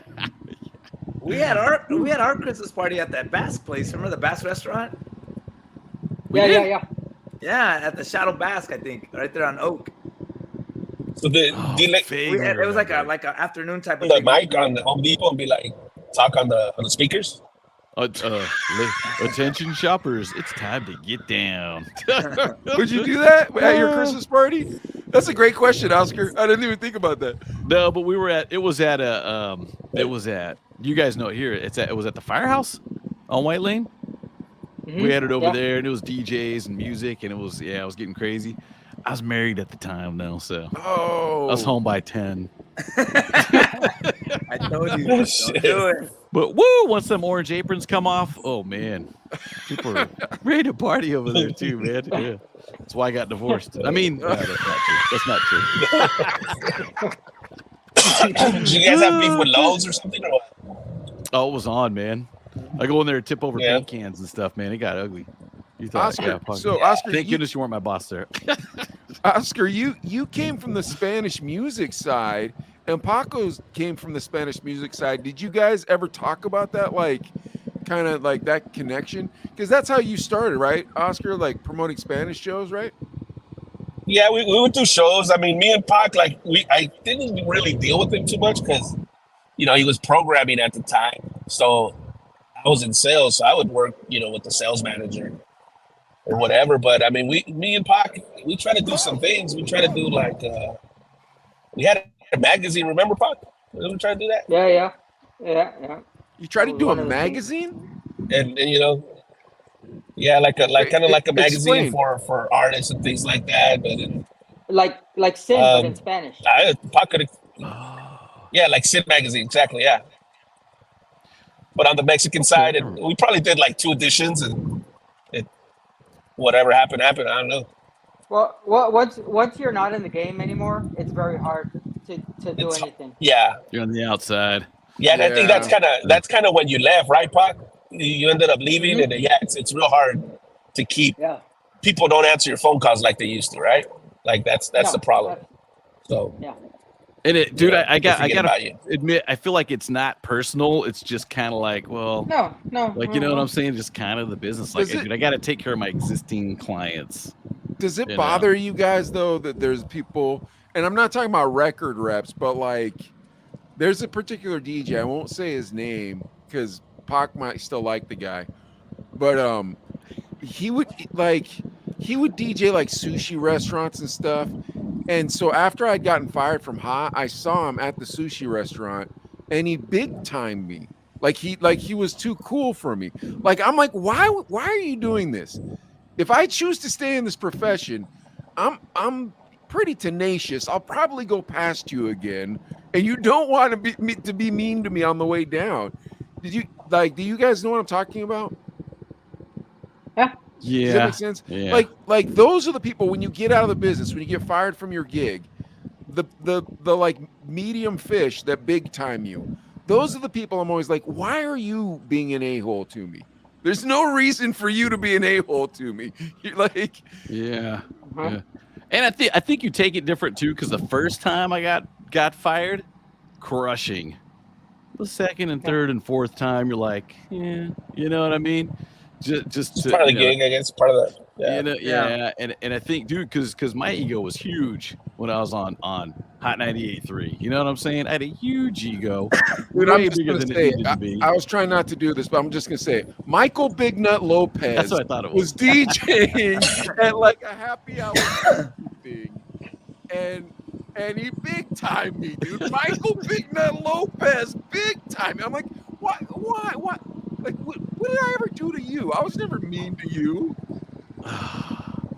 Wow. Did you? You didn't tip, did you? No, I didn't. Okay, I did not good. Tip. I would. But he was DJing at a sushi bar. Really? Yeah. No, is that like a big thing or what? No, it's not, Oscar. Like it's exactly what it sounds like. You know what I mean? It's not a cool gig. You know what I mean? Like, but I was at the sushi bar because I was like, well, free. I think it was like one of those things, free sushi at happy hour, something that was cheap. I'm gonna get a Diet Coke and get some free sushi. And I see Michael Big Nut, so I'm like, what's up, Michael Big Nut? And he looks at me like he's never seen me before. I'm like, you gotta be kidding me, dude. I just got fired from the radio. Like, let me ask you guys a question. Like, for you guys that were jocks and Paco, you were a PD and stuff, and you kind of dealt with a lot of jocks. What made one better than the other, and how did one become the jock? Like, became the new big boy or Ryan Seacrest? Like, is there something that they got, or they just kind of got lucky, or who they know, what they know, or how does that work? Who's gonna answer that? I think you got a really good ear. I think you have a really good ear for it. Like, what's the difference between D-Lane and somebody that made it big? Is it just straight luck, or is it hard work? That's not nice. Or you know what I mean? Like it's just the same thing in sales. Somebody that I used to be a sales guy. Some guys became huge sales managers, right? For big corporations. Like, what's the difference when it comes to that job? I think number one, their personality, how they talk to the listeners, how they talk to everybody around themselves. It's just like a hot chick, right? So a hot chick could be super hot, but she's really mean to everybody, right? So now you got one that's not so hot, but she gets along with the females, she gets along with the males, she gets along with everybody. She's funny, makes her more beautiful than the hot chick every single time, right? So I mean, the analogy is a little different, but it's still right. Who's got the personality? Who gets along with everybody? Who everybody listens to them. They're not going to change it because he's on the air and stuff like that. I mean, and plus they got to be really good too. Look at Dub. I'll use Dub as an example, right? I mean, yeah, there's people that don't like him, but most people do, right? Yeah. And, so and was. Do you think it's more? So you think talent trumps, your character or your the way you work ethic, or you need a little bit of both, or I think it's character. I think it's character, Oscar. I think because here's the thing. You could be super talented, because this was me. I was super talented, but I was really hard to work with. And I already apologized to Paco about that, so I don't feel bad anymore. So, but anyways, but like you could see it even in the things I produced today, because I was a producer, right? So like I could produce magic. I could make things sound wonderful. But I kind of was a hot chick that knew he was a hot chick. I kind of was like, yeah, I know I'm a hot chick, da-da-da. So, like, I would put my gum under the thing and stuff like that. You know what I mean? Like, I would do stupid things that I should have been, more grateful and been like, look, I get to be a star. I don't deserve to be a star. This fella could see the talent in me. I don't know how, but he knew I knew how to do it, and I should be respectful of that. But I wouldn't, you know what I mean? And so like that guy, you got to still be $10 more talented than me in order to make it, and you're only going to make it for a couple minutes because eventually no one wants to work with you. You know? Yeah, exactly. Yeah. Then some of the best DJs are the DJs that have never been on the radio ever. Yeah. You coach them, you make them what you want to make them. Right? I mean, Oh, that too. It's easier to mold them, right? But you know, you have a great personality. You make people laugh and everything. You know what? Let me roll the dice on this guy or this girl, and let's see what they can do, right? Yeah, that makes sense. I think it's now because the next thing is though, I remember one time there was this girl. She was an intern at the radio station, and she wanted to be a DJ so bad. It was her lifelong dream. And Micky, you know what that's like, and Adlai, you know what that's like, and I know what that's like. So you just were rooting for her, right? And so we let her crack the mic once, and as soon as she did, after she was done, Pac's like, "All right, she can never be a DJ." And we're like, "What?" And he was like, "Nope, she will never be a DJ." We're like, but Pac, maybe she'll get better. He's like, "She won't, man. I'm telling you, she's never gonna be a DJ." And he was right, though. You know what I mean? Like he was right. I don't know how Paco had his Obi-Wan Kenobi, but somehow like he had the Force or something. He knew, like he just knew. You have to have thick skin too, because especially when you have sound checks, you know, air checks. Oh yeah. I mean, you gotta sit there and hold it, and, you know. But those are the best things because those things make you better. So you have to have thick skin too. Oh yeah. I would throw air checks across the room and. When they were on cassette. I remember you didn't know when you were gonna get an air check. Pac would just call you in and hey, come in. Well, and he'd have the little thing and hit the little. He heard you and then boom, he critique you. Those are some hard ones. You know what I think it is too, though, is that Paco was like Fred was classically trained. I don't know if you guys ever met Fred Beeper, but he was classically trained and from a radio family. And Pac and him worked together, and him and Pac wanted to be very like, you know, the Queensbury rules of radio. They wanted to do real radio. That's why they'd air check you, because a lot of PDs don't air check. They say, oh well. They don't even listen to their own station. Yeah. Not him. He would air check us all the time. Boom, boom, boom. And yeah, you're right. He would hurt your feelings. It is what it is. Don't be a sissy, man. You're in radio, you know? Yeah. You're right. And you got to look at it from the other angle. You got to sit there and say, okay, let me learn from this, you know? Yeah. Yeah, I mean, if a good PD would have to tell the guy exactly kind of what's wrong with him, right? Right. Without trying to like butter him up or not make it as harsh, right? If the guy's not that great, you would have to tell him, and hopefully the guy, like Micky says, gets better. Right? Yeah. It's And the only way Paco, you're gonna dude, improve. how many people were trying to get on at KOHT? Oh my gosh. There was a line, bro. There was a line. A long line. I felt like that, dude. There was people coming and going and stuff too, and that was my own brain just being like, all right, I got to be careful. I don't want to get fired, so I don't want to mess up, because there's someone waiting outside, ready to take your midnight to 6 gig. Everybody's got a knife in their hand. It's aimed at your back. Midnight to 6. Yeah, Was there they're ever a doing time, crappy Paco, shit. where you like critique somebody and they started crying or any of that stuff? Yeah. Danny P, what's up, man? Yeah. Oh yeah. It happens. It's just, you know, some people. You don't do it to be mean. You do it so they can get better, right? Yeah. I mean, there's just little things, right? Like say, just one topic. If you go on a rant and talk about 5 different things, you're gonna lose them. Right. You're gonna lose them. You just are. I just remember, you never know when you were gonna call me in or call anybody in. Then you call them in, then you put the computer on, and you just picked whatever day. You know what I mean? It wasn't okay. Let's go this day, and you would pick it. You would go through them with me, and yeah, I learned a lot. No, and I'm sure things have changed a lot since I was a PD, and I'm sure there's different things now with PPM and with the social media and, you know, with everything else, and I'm sure things have changed, but, you know, there's some of the basics that you got to stick to. You know what I mean? Well, I think you really enjoyed the art of radio, like a true radio man. You know what I mean? I remember, dude, one time, Mickey. So I worked at a classical radio station. That was my first on-air job. One time, me and Paco listened to my air check from my classical radio station. I don't know why Paco wanted to listen to it. He was like, "I want to listen to it." I was like, "Okay, cool." Because Ed K was the guy that did my coaching. He was my PD over there. So he listened to it. Ed K said, "Put a pencil under your tongue and talk with a pencil under your tongue so you have better diction." And Paco said, "That's a good idea. That's a good idea." That's what Paco told me we were listening to it.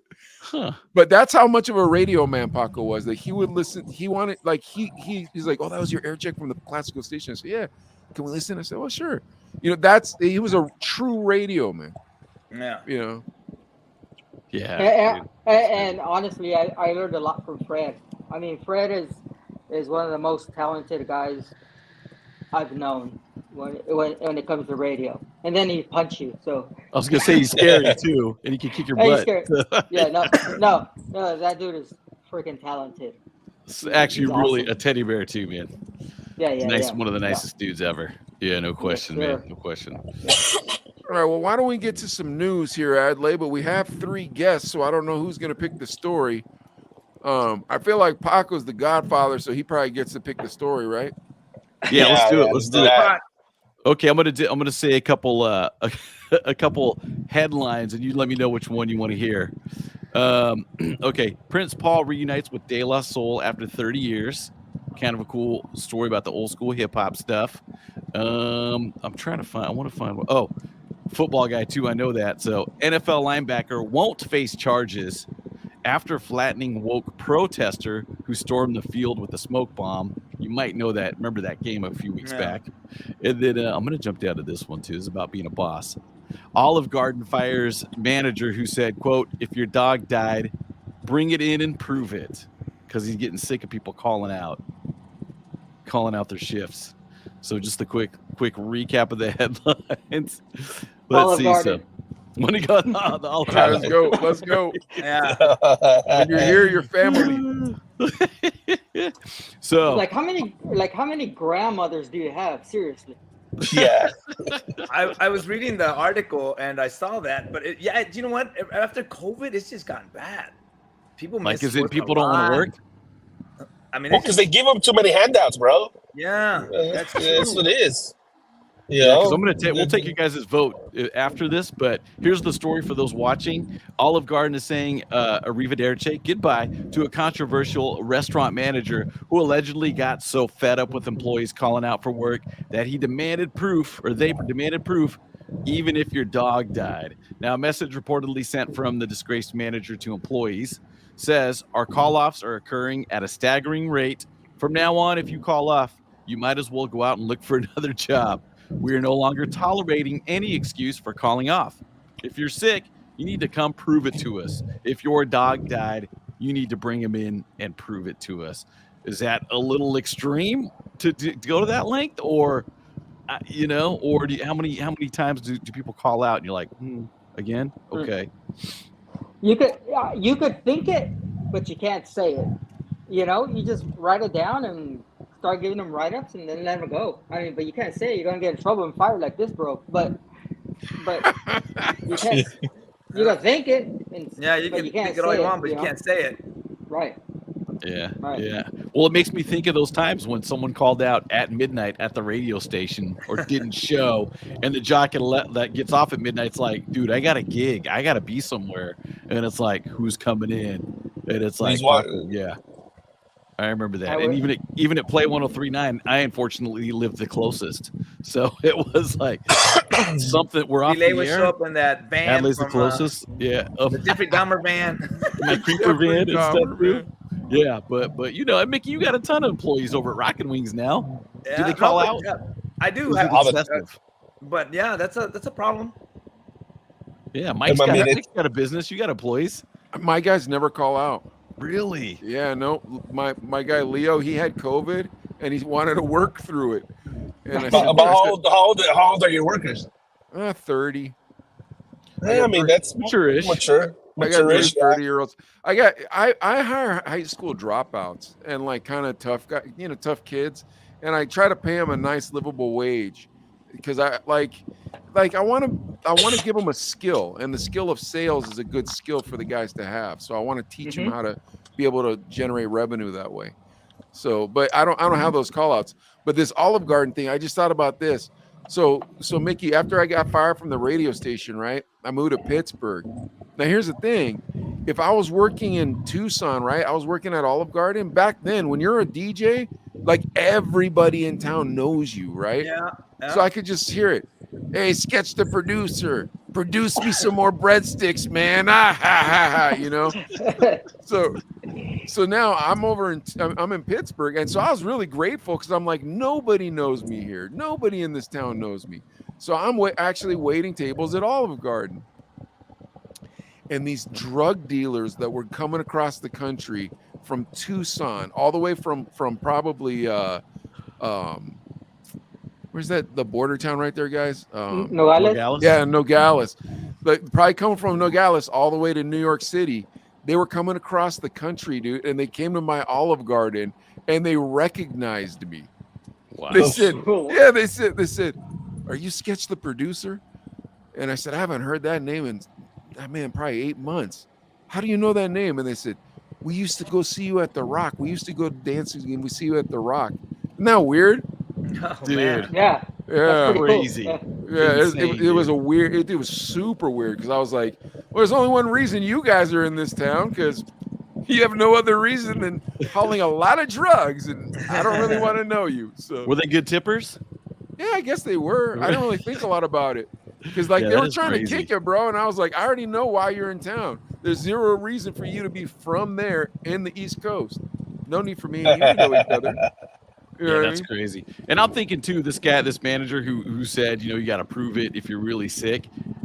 As somebody that's got to fill in, it does get frustrating. But now, if you go to that Olive Garden, they're always short-staffed because everybody's like, okay, they got rid of the manager that's getting pissed about people calling out, so we can call out with zero consequences. But if you're going to go to Olive Garden, because I think Olive Garden corporate's going to be like, why are we losing money? Why can't we keep this place staffed? We've got to get more strict about people staying on the job. And Paco, you talked about it. Dude, there's so many rules, especially in California. You got to document every little thing that happens at the workplace, or it won't be in the boss's favor. Period. So Dude, you can't even touch somebody on the shoulder, dude. Yeah. Yeah. You can't even look at anybody. Yeah. Are you guys serious, man? California sucks, man. They treat you guys like toddlers. Like they have to tell you everything to do. Yeah, no. Yeah. Mac, it's kid gloves with everything, dude. With everything too. So, but for me, it's kind of like I don't want people to quit or not show, because then it's like, all right, well, this turned into a 14-hour day, which I don't mind doing it, but I'm at that age. I'm older. I'm like, come on, I don't want to do it. I'll do it. But... Why aren't people afraid to get fired anymore? When I was young and broke, that was my biggest fear in life, was getting fired. Yeah. Because I was like, man, unemployment's huge. How much can unemployment be, Oscar? You know what? I mean, it's just gotten. I have no idea. It's almost okay now. I mean, you guys know, you never saw homeless back then. And if you were homeless, you were embarrassed of it. You'd be out the train track somewhere where nobody saw you. It's just a different mindset now. Yeah, and nowadays, being fired was embarrassing. But nowadays, you can just go sell solar, dude. I mean, it's easy.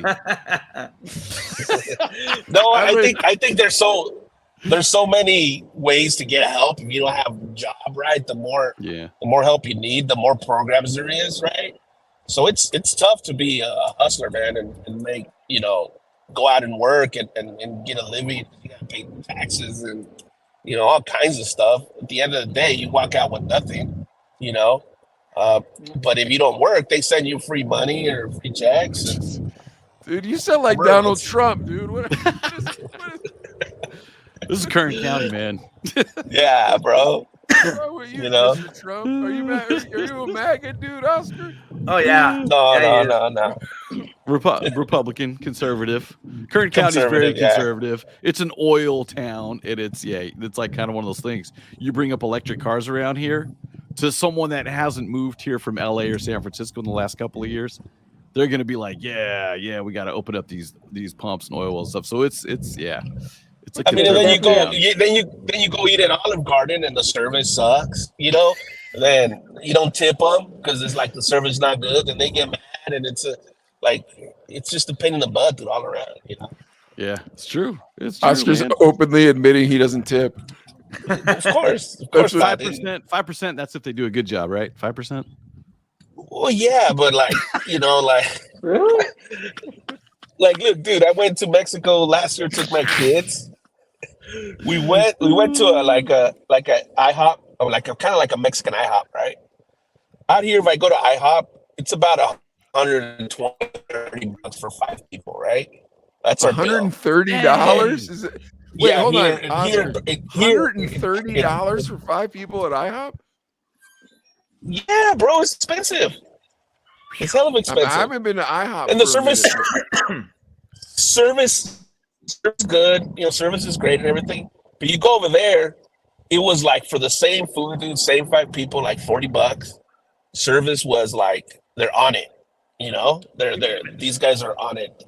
I spent like $60, half the price, better service. People probably say, well, you should move over there. Well, maybe one day, but I can't right now. But what is going on? Like, how are people not afraid to get fired?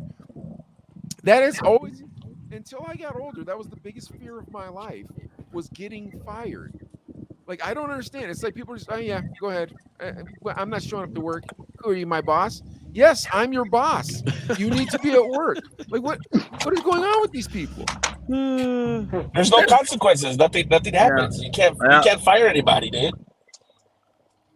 Micky, is that how your people treat you? You know what? I'm pretty fortunate. I don't have that problem like that because I let them have all the tips. You know what I mean?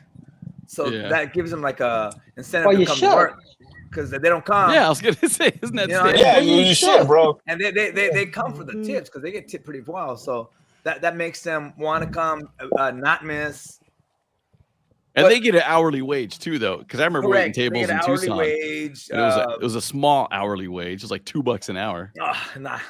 But it's $15 an hour, right? But let's be honest. If there's work out there, I have 5 jobs, man. 5. I know. You tell me you can't get one. If you don't, it might not be the job you want, but there's work. And I think too, maybe with now that restaurants have to pay health insurance, sometimes they cut their hours, right, Micky? And there might not be full-time employees, and things. There's a bunch of factors that go into play into this, dude. That people don't want to show up to work. Yeah. Could be. I mean, at the end of the day, I'm not going broke. I got to make money some way, somehow. If it means going work out in the fields, got to do what you got to do. I can't, Micky, I don't understand why you have 5 jobs, man. Like, I'm sure you have 0 debt. Do you have a paid for house? I'm still paying for my house. I still have a mortgage. Okay. You know what? I'm very lucky that I have 5 jobs I like. If I didn't like them, maybe I wouldn't be doing them.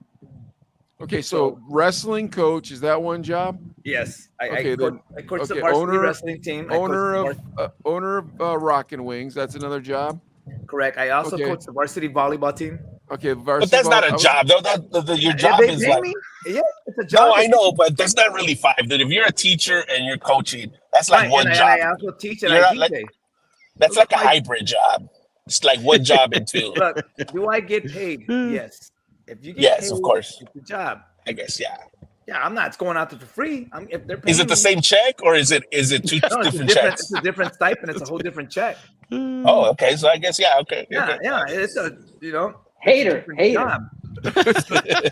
So Oscar, what you're saying is Micky's exaggerating about having 5 jobs. That's what Micky works real hard. Dude. Like Micky's one of the hardest workers. This guy's always working. Yeah. I just got used to working all the time, and it's hard. I'm lucky. I'm not gonna complain. I'm lucky in the fact that I have 5 jobs I like, but my girlfriend doesn't like it. But I mean, It's something you like doing, right, Mickey? So it's not like a job for you. It's just correct. It is what you do. You're absolutely right. If it was something maybe I didn't like, maybe I wouldn't be working 5 jobs. But it's hard. I don't know which one to quit. I'd be honest. I like volleyball a lot. I like wrestling. I'm DJing, my restaurant, and I like teaching. So and I teach special ed. So I don't know. Yeah, which one to man. quit. It sounds I'd be honest. like I don't an know Adam which one to quit. Sandler movie, dude. You know what I mean? Yeah, Like all the stuff you do. Even like at Play 103.9, we weren't getting paid a lot, but it was a lot of fun to go to work. Every day you look forward to going over there because in between recording commercials or whatever we were doing, we were always cracking jokes. It was always fun, at least for me it was. Yeah, it's good time. Good time. So that makes a big difference in wanting to work, at least for me. If I like it, yeah, I want to go. Of course, it might be different if I had to wake up and go, man, I don't want to go over there. Then maybe I wouldn't be working as much. Dude, I've had a lot of jobs I hated, and I went to work every day. Yeah, it's like it is what it is, man. I need a paycheck. I'm going But to work. But you got to find something you like to do. That way, it's not a job. You just show up, and if you like doing it and you make money on it and you're happy, it doesn't matter, right? Now people always tell me, man, you're lucky. I'm not lucky. I really works. I worked hard to get that job. I had to win some championships for them to pay me a certain amount for coaching that. I had to, I would be DJing, and before I'd be on, I'd be at the bar studying, people making fun of me. When I was at Play, I'd go to Cal State Baker Show in the morning. Then I'd go do the midday shift. Then I'd go to coach wrestling. Then I had a DJ at a club at night. People don't see all the hard work, Correct. that you put in, like with anybody, right? And they go, oh, you're a blaster, you got this, and you do this. It's like, no, bro, you don't see all the other work we put in on the back end. Right. Yeah, Oscar, because you're telling everybody that he doesn't have 5 jobs. You're telling everybody the coaching jobs are illegitimate. But I'm sure he's like falling asleep while he's driving home and shit, like watching TV, falls asleep, like although, taking a nap in the locker room. You don't see that, I'll be honest, I rushed. You guys saw me. I literally 1 minute before we were on the air, I literally just pulled up from wrestling practice. Tomorrow I have to be in Delano picking up the wrestlers. I have a wrestling tournament at East High tomorrow at weigh-ins are at 7, and I'll be there all day. And Paco, remember I had to take some days off because I'd be at a tournament in Pittsburgh. I went to Pittsburgh, my only one time going to Pittsburgh for a wrestling tournament. No, man, Mick, we didn't know. And then right now he's probably going to go and change the kegs in the refrigerator at Rocket Wings, I do have to make a stop over there because we have the Raider game going on with the Rams. That's right. I haven't checked the score. Shoot. We have the Toys for Tots going on today, and we have a band called TCB, so it's packed. I mean, that's why I had to take off a little while ago. I had to return a phone call from the band that they need a certain thing. So, yeah. You guys, here's something. I don't know if everybody knows this besides me and Adlai. But there's a barbecue guy in your town over there in Bakersfield called Big Al. And Mickey fronted him his start money. And this dude was homeless. And Mickey fronted him his start money so that he could start his company, Big Al. What was happening was I've known Alex. We went to high school together. And he started out small. He would always run out of food. I said, man, why are you always running out? And he said, well, I only have this much. I said, well, why don't you get more money? And, of course you're going to spend more, but you're going to make more. And, I helped him out. It was his idea. All I did was just help him out. But yeah, he's a hard worker. He was homeless. I can attest that. I dropped him off one time at some trailer out in the middle of nowhere. But so crazy. He worked little by little. Really? And did what he had to do. And look where he's at now. Where is Big Al? It's a mobile. It's a truck, but it's a trailer with the whole barbecue kit on it. Oh, it's really bomb, dude. Hey, look who's on there. Drewski. We gotta see what's up with Drewski. Drewski, we wanted you to come on the show with this, but Adlai says you won't come on the show. Hey, tell the story about when we'll get him out here. Story about when you told him that it was E40. I think we did that when you were on, Mickey. Didn't we? Didn't we do that, Mike? The E40 thing? We didn't do that. Tell me. We're supposed to have an E40 was going to call into the station. And so they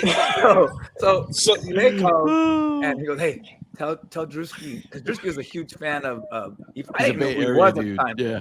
So Because he goes, hey. isn't Drewski from Vallejo? I think. Yeah, he's from the Is Bay he up Area. from? Drew, He's from the Drewski Bay Area. Yeah. So they wanted me to interview Drewski. I don't know who he is. So they say, hey, try to go find out. So Delay goes like, tell Drewski that it's C40. So I tell Drewski, and Drewski gets all happy, and he changes his voice, and he what's up 40, and then Delay goes for shizzle. And you can tell he got like so hurt because he was really happy he was gonna get touched. Sorry, Drewski. I feel bad And about it's it. almost like the Hummer thing. You know who invented that joke? Paco invented that joke. Did he? Yeah, so Vicky, she was a huge Ice Cube fan. Right. Yeah, she was a huge Ice Cube fan. Go ahead, Oscar. Go ahead. What did Paco come out with like an ice cube or something, or no from the refrigerator? Or what? That would have been hilarious. I like how he did that with yeah, I'd like you to meet Ice Cube. Here's an ice cube. Yeah, and so we really thought we were gonna get a phone with Ice Cube, man. Like we really thought it was gonna happen, and somehow it fell through. And so Vicky was super excited. We're like, "Oh yeah, answer the phone." Vicky was like, "Ice Cube, O'Shea." Yeah, Pac knows this story. Yeah, I remember that. Yeah, Pac goes, "What up, bitch?"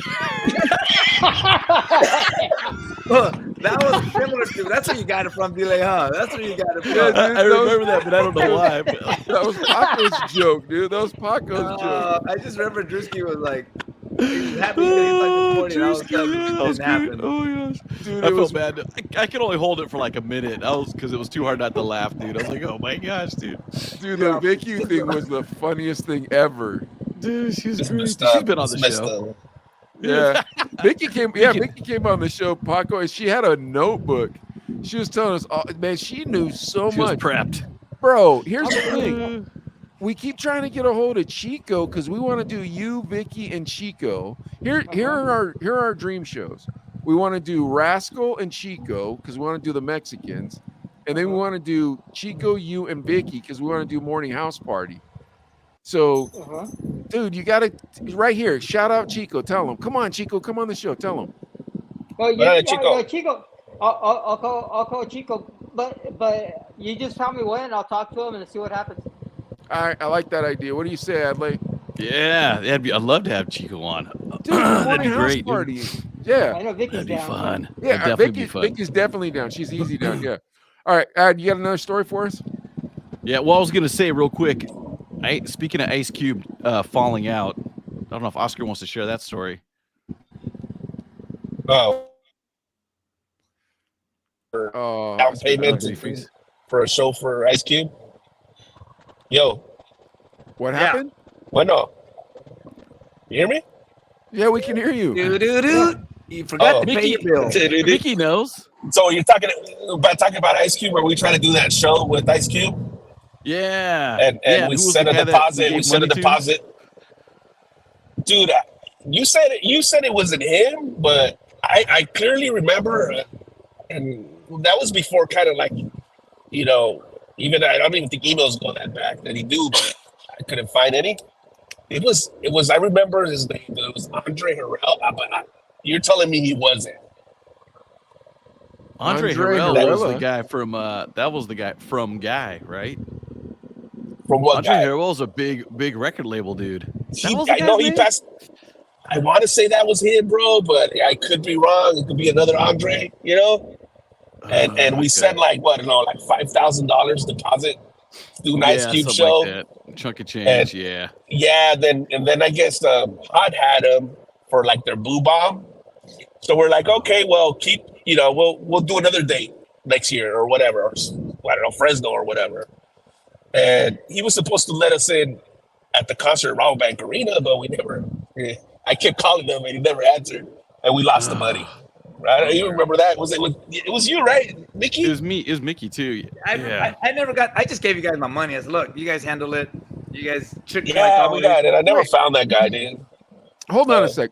Paco, how come when you got over there to Bakersfield, you were like, all right, breaks off, who cares? You guys want to run these dirty concerts, these radio show concerts, go right ahead. How come you did that when you got to Bakersfield? You didn't do that when we were in Tucson. Well, I don't get. I don't get the question. Go ahead.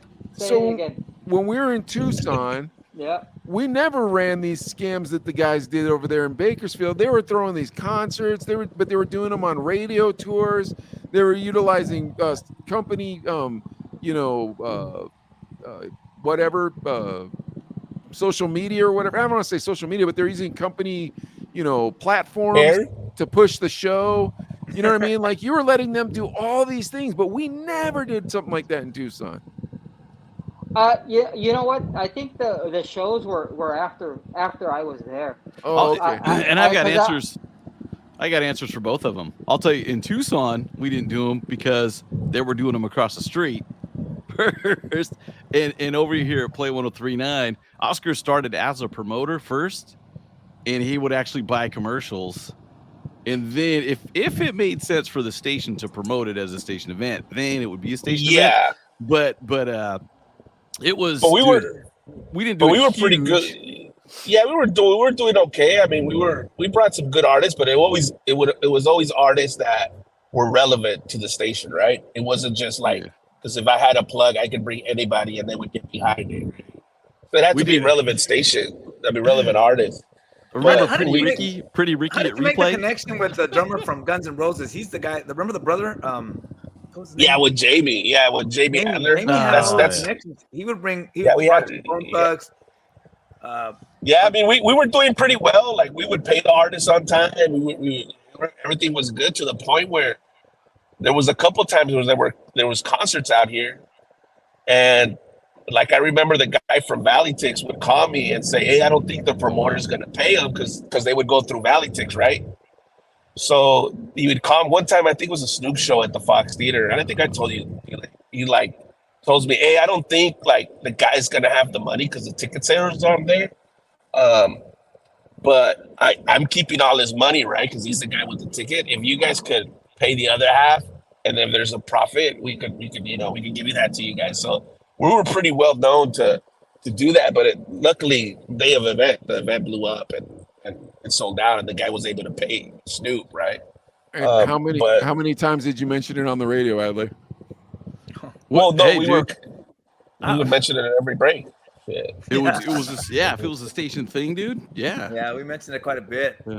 Yeah, in between songs, whenever, dude, every break between commercials. I mean, and even if like like a record label came through and said, "We got a new artist, and we're gonna bring him to do a showcase at one of your clubs and stuff," and it worked. If there was reaction on the song or whatever, then it would work out and timed out would be perfect and stuff too. But wait, would you get a taste? Would you and Oscar and Mick get a taste? Not for stuff like that, but it was what the other stations didn't get. You know what I mean? They wouldn't get anything. Well, because we had the hot spots, right? So yeah, if there was a radio promo coming in and these guys wanted to perform somewhere, we had the spots.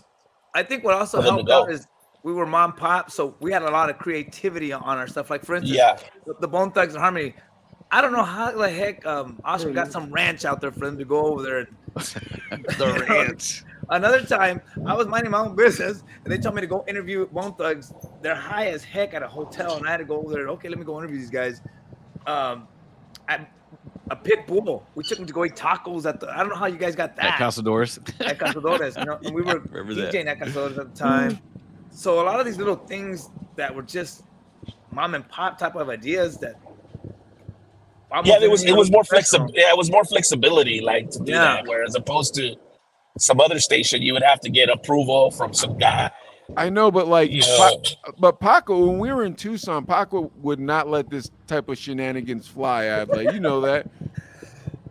Yeah, but even in Tucson, we had promoters like Saul would bring people in or stuff. We do club stuff with him. Not like what you guys are talking about. Well, I mean, if you had a club night, he brought artists though. Yeah, we would bring artists for like private shows and stuff in Tucson, but I mean they were just up and coming artists. But if you had a club night that had 300-400 people every weekend, every Friday, you would want your radio station to be there because that's your audience, So it yeah, kind of and like you want your artists there too. So I remember like Yeah. we had the Vans guys. What were they? Got my Vans on, but they look like sneakers. Yeah, Oh, we Those yeah, they guys gave came us through the t-shirts. club. Yeah, those guys came through, and they're so like, there they was don't a want to go to value some. too. Yeah. There was a value to put your banners up there and do everything out, you know, like because it was just a And lot don't better. get me wrong, we've had some duds too. There was times when we had 12 people there, 12 people in the audience, and it's like 3 people, and the label's like, where's the crowd at? And you're just like, that would be horrible. Yeah, it was sad. There was a couple of those too. Your artist sucks, bro. I'm sorry, man. And 12 I'm not people going to say and the the artist was names, there? but there was a couple. Yeah, there was Just a couple. say it, dude. Just say it. Yeah, who cares? Like, who was it? I forgot. Lunch was one. I knew guy. you were gonna say that one. That one was coming. That one was coming into my brain. But I was Super nice guy. Why though. didn't you He say it, kinda- Oscar? I don't want to put the dude on blast or anything. I mean, is he You know? still around? was a Is he nice still? guy. Yeah, he's I don't cool. know He who looked that like is. he had a song. I don't know what the song Yeah, was. we had a song we were playing from lunch, and I think it came like once or twice. The first time it came, it wasn't too bad of a crowd. The second time, 3 people maybe. Yeah, it wasn't a big crowd. He just kind of like, oh, sorry. Did he dude. come back remember too we- soon? No, it just wasn't working, bro. It's just not. It's not the. You It know. wasn't hot no more. Well, I mean, it wasn't hot to begin with. You Oh, know. was it? No, I mean, Yeah, it was one of those. That's It was an why- okay song, but just that's why he came to play, not to hot. You know, because we were the only ones that played him. I think. Yeah, but you guys Yeah. had like Pitbull. Yeah. Oh How yeah, that one happened. That was Purple. Remember Purple? Was the Mr. Yeah, promoter? Mr. Purple, Mr. Mr. Purple. Purple. Yeah. Hey, remember I think- that one guy, Mr. Criminal? Criminal came through. Capone came through. Tony, all that big old. I think Pitbull happened a lot Loquete. because we were more of a Latin. You know, we played some of the Latin stuff, like the Latin hip hop. He was So actually that- there. Pitbull did a show at Mercado Latino before I even got there. That was with we Paco got and him Micky. when he played at the Nile. Mercado Then the Latino. Nile. What was that? It's like a swap meet, kind of outdoor indoor swap meet Oh, kind really? of He just had area. the Culo song at the time. I think that was his only hit at the time. Cool. Yeah, Paco, yeah, that good was shit. We had a that good was show out there. at the they had a venue, right? Mercado Latino had an outdoor venue for him, right? Yeah, we did Brown Boy out there. Remember Brown Boy? Yep. And I forgot who was. Did him at Aldo's too. Yeah, The Lil Roscoe Rob? Umali. Oh yeah, let's go Molly. Roscoe Umali. Yeah, He Was was a there song a with Gemini? Was there a Gemini was there? guy? Did he come out? I don't know if he came out. I like that song though. He had a good song. I think it's Gemini. There's a lot There's of a couple artists. of shows like that. Yeah, I can't even think of all of them, dude. There's so many. Yeah, we but had yeah. some good lineups too that we were gonna do, but then they would cancel at the end. Dude, and even Pitbull at the taco stop, there was only like 20 people there. What? It wasn't a big crowd. Really? Yeah, it wasn't that big a crowd. It was I was shocked even, but But that Pitbull was night it was kind of packed at the Nile. about to really blow up. Yeah, but then the now. But even was the now was packed what? that night. 1,000 people capacity? It wasn't a huge. Yeah, probably 800 people do that. 800 It was- people, it was a yeah. good- If that you was guys, a- if you guys could do radio all over again, starting right now, right? But like, and in other words, so like how Micky said, you could pick your format, right? And we all didn't get to tell our formats either, but you get to pick your format. You could start it right now, and you knew that you'd still have like 20,000 listeners in the morning, and 5,000 listeners in the evening. So you could maybe you could sell it, but you could also really do radio the way you wanted to do radio. Would you do that if you were given the opportunity right now? Who wants to go first? Like, what do you mean do radio like you want to do radio? Like, Run it from the Like ground it up. was, but run it Without from the getting- ground up. I would, I still I don't know. I still wouldn't do it. But man, it's just too hard right now with all these internet things, If I mean, the if internet it didn't was exist, heck yeah. if it was like a small market, dude, and I had a radio station, I would try to buy like a nightclub, have a restaurant, Something to supplement it with, yeah. Yeah, something to like You push could people to plug go over. there, You dude. could plug Yeah. over. Yeah. You know, put it under A my t-shirt sister's printing name, my shop. brother's name, and do all that stuff, dude. Like that's what I would do. Oscar, Car dealership. always the criminal. What would Yeah. your what would Adlai? What would your format be if you start a radio station? I mean, dude, it'd go to my first love. I mean, hip hop for sure, but I kind of like the old school idea. like kind of like I work at Groove now, so it's kind of where I would probably be. But I think I think I'd be smarter with social media, knowing that you've got to go back and forth. One's got to complement the other at all times, because we were in that era of radio where there wasn't social media. So I think for me personally, I can say that when MySpace came out and people didn't really know what it was, like you didn't know how to use it. I didn't know how to use it, and I didn't use it to take full advantage of it like I should have back then, because you just thought like, whatever, it's something on the computer. You know what I mean? It wasn't threatening at that point. But now it's like, dude, you've got to have both. You got to have a presence on that, and that's where Dude, with the Chino brothers. You don't know that though. Like radio stations don't do it. I look at, dude. I'm telling you, I saw, like, I won't name the radio station because I'll be polite. I saw a person who has a very like hop-in hip stations social media page, and they had a lot of good celebrities on there, and they had almost no interaction. 200 likes or something. I'm like, man, if you have that person, there should be some serious interaction. But what were you going to say, Mickey? I'm sorry. I think what I forgot what I was going to say.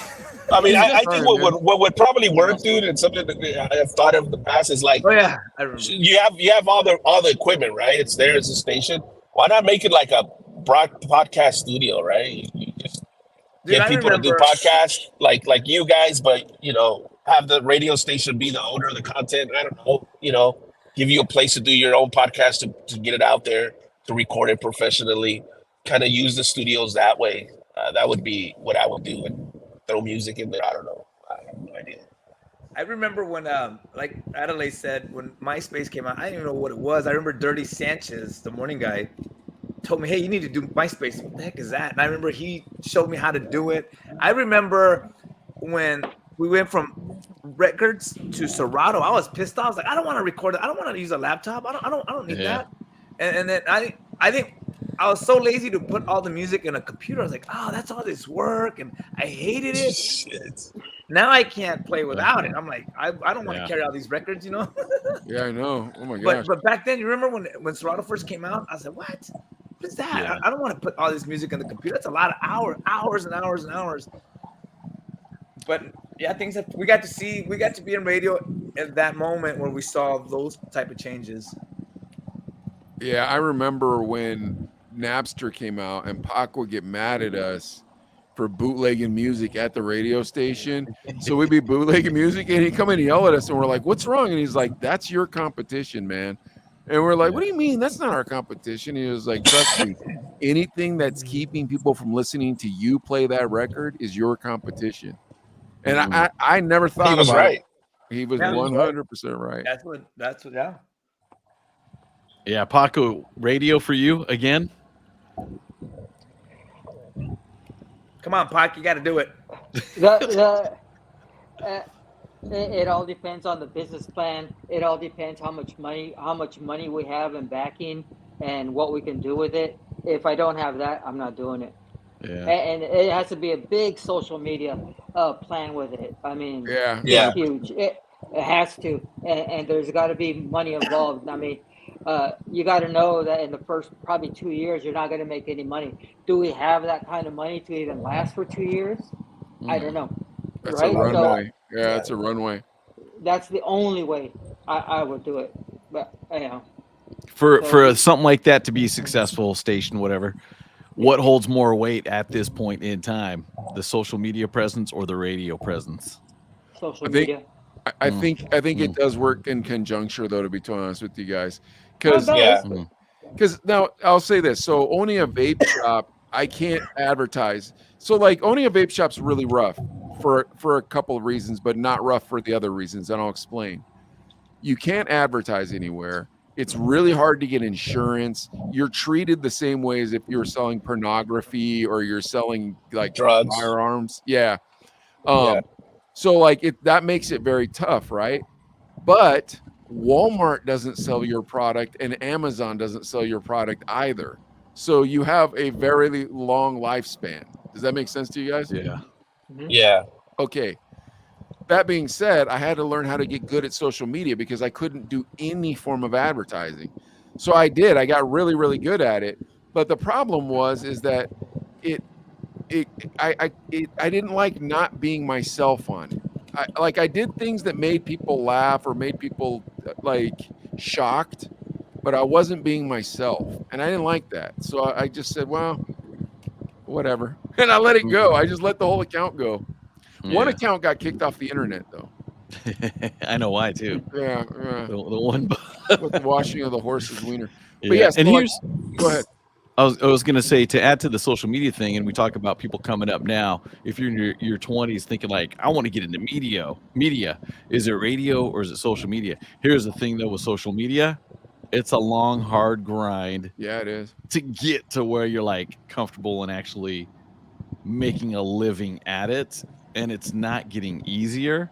Because you think about, I don't know, Logan Paul or whatever, it was years before he got to a level where he's like, all right, now I can, do other stuff like boxing or marketing a Gatorade type drink or whatever it is, So I think people, when they look at it, they're like, oh, dude, this is, you're blowing up, dude. You got 200 likes, and you're just kind of like, they don't see the grind. And there's no payoff, dude, really, when you think about it. You're talking to your phone, making a post, and you're just like, sometimes you think, well, you know what I mean? But don't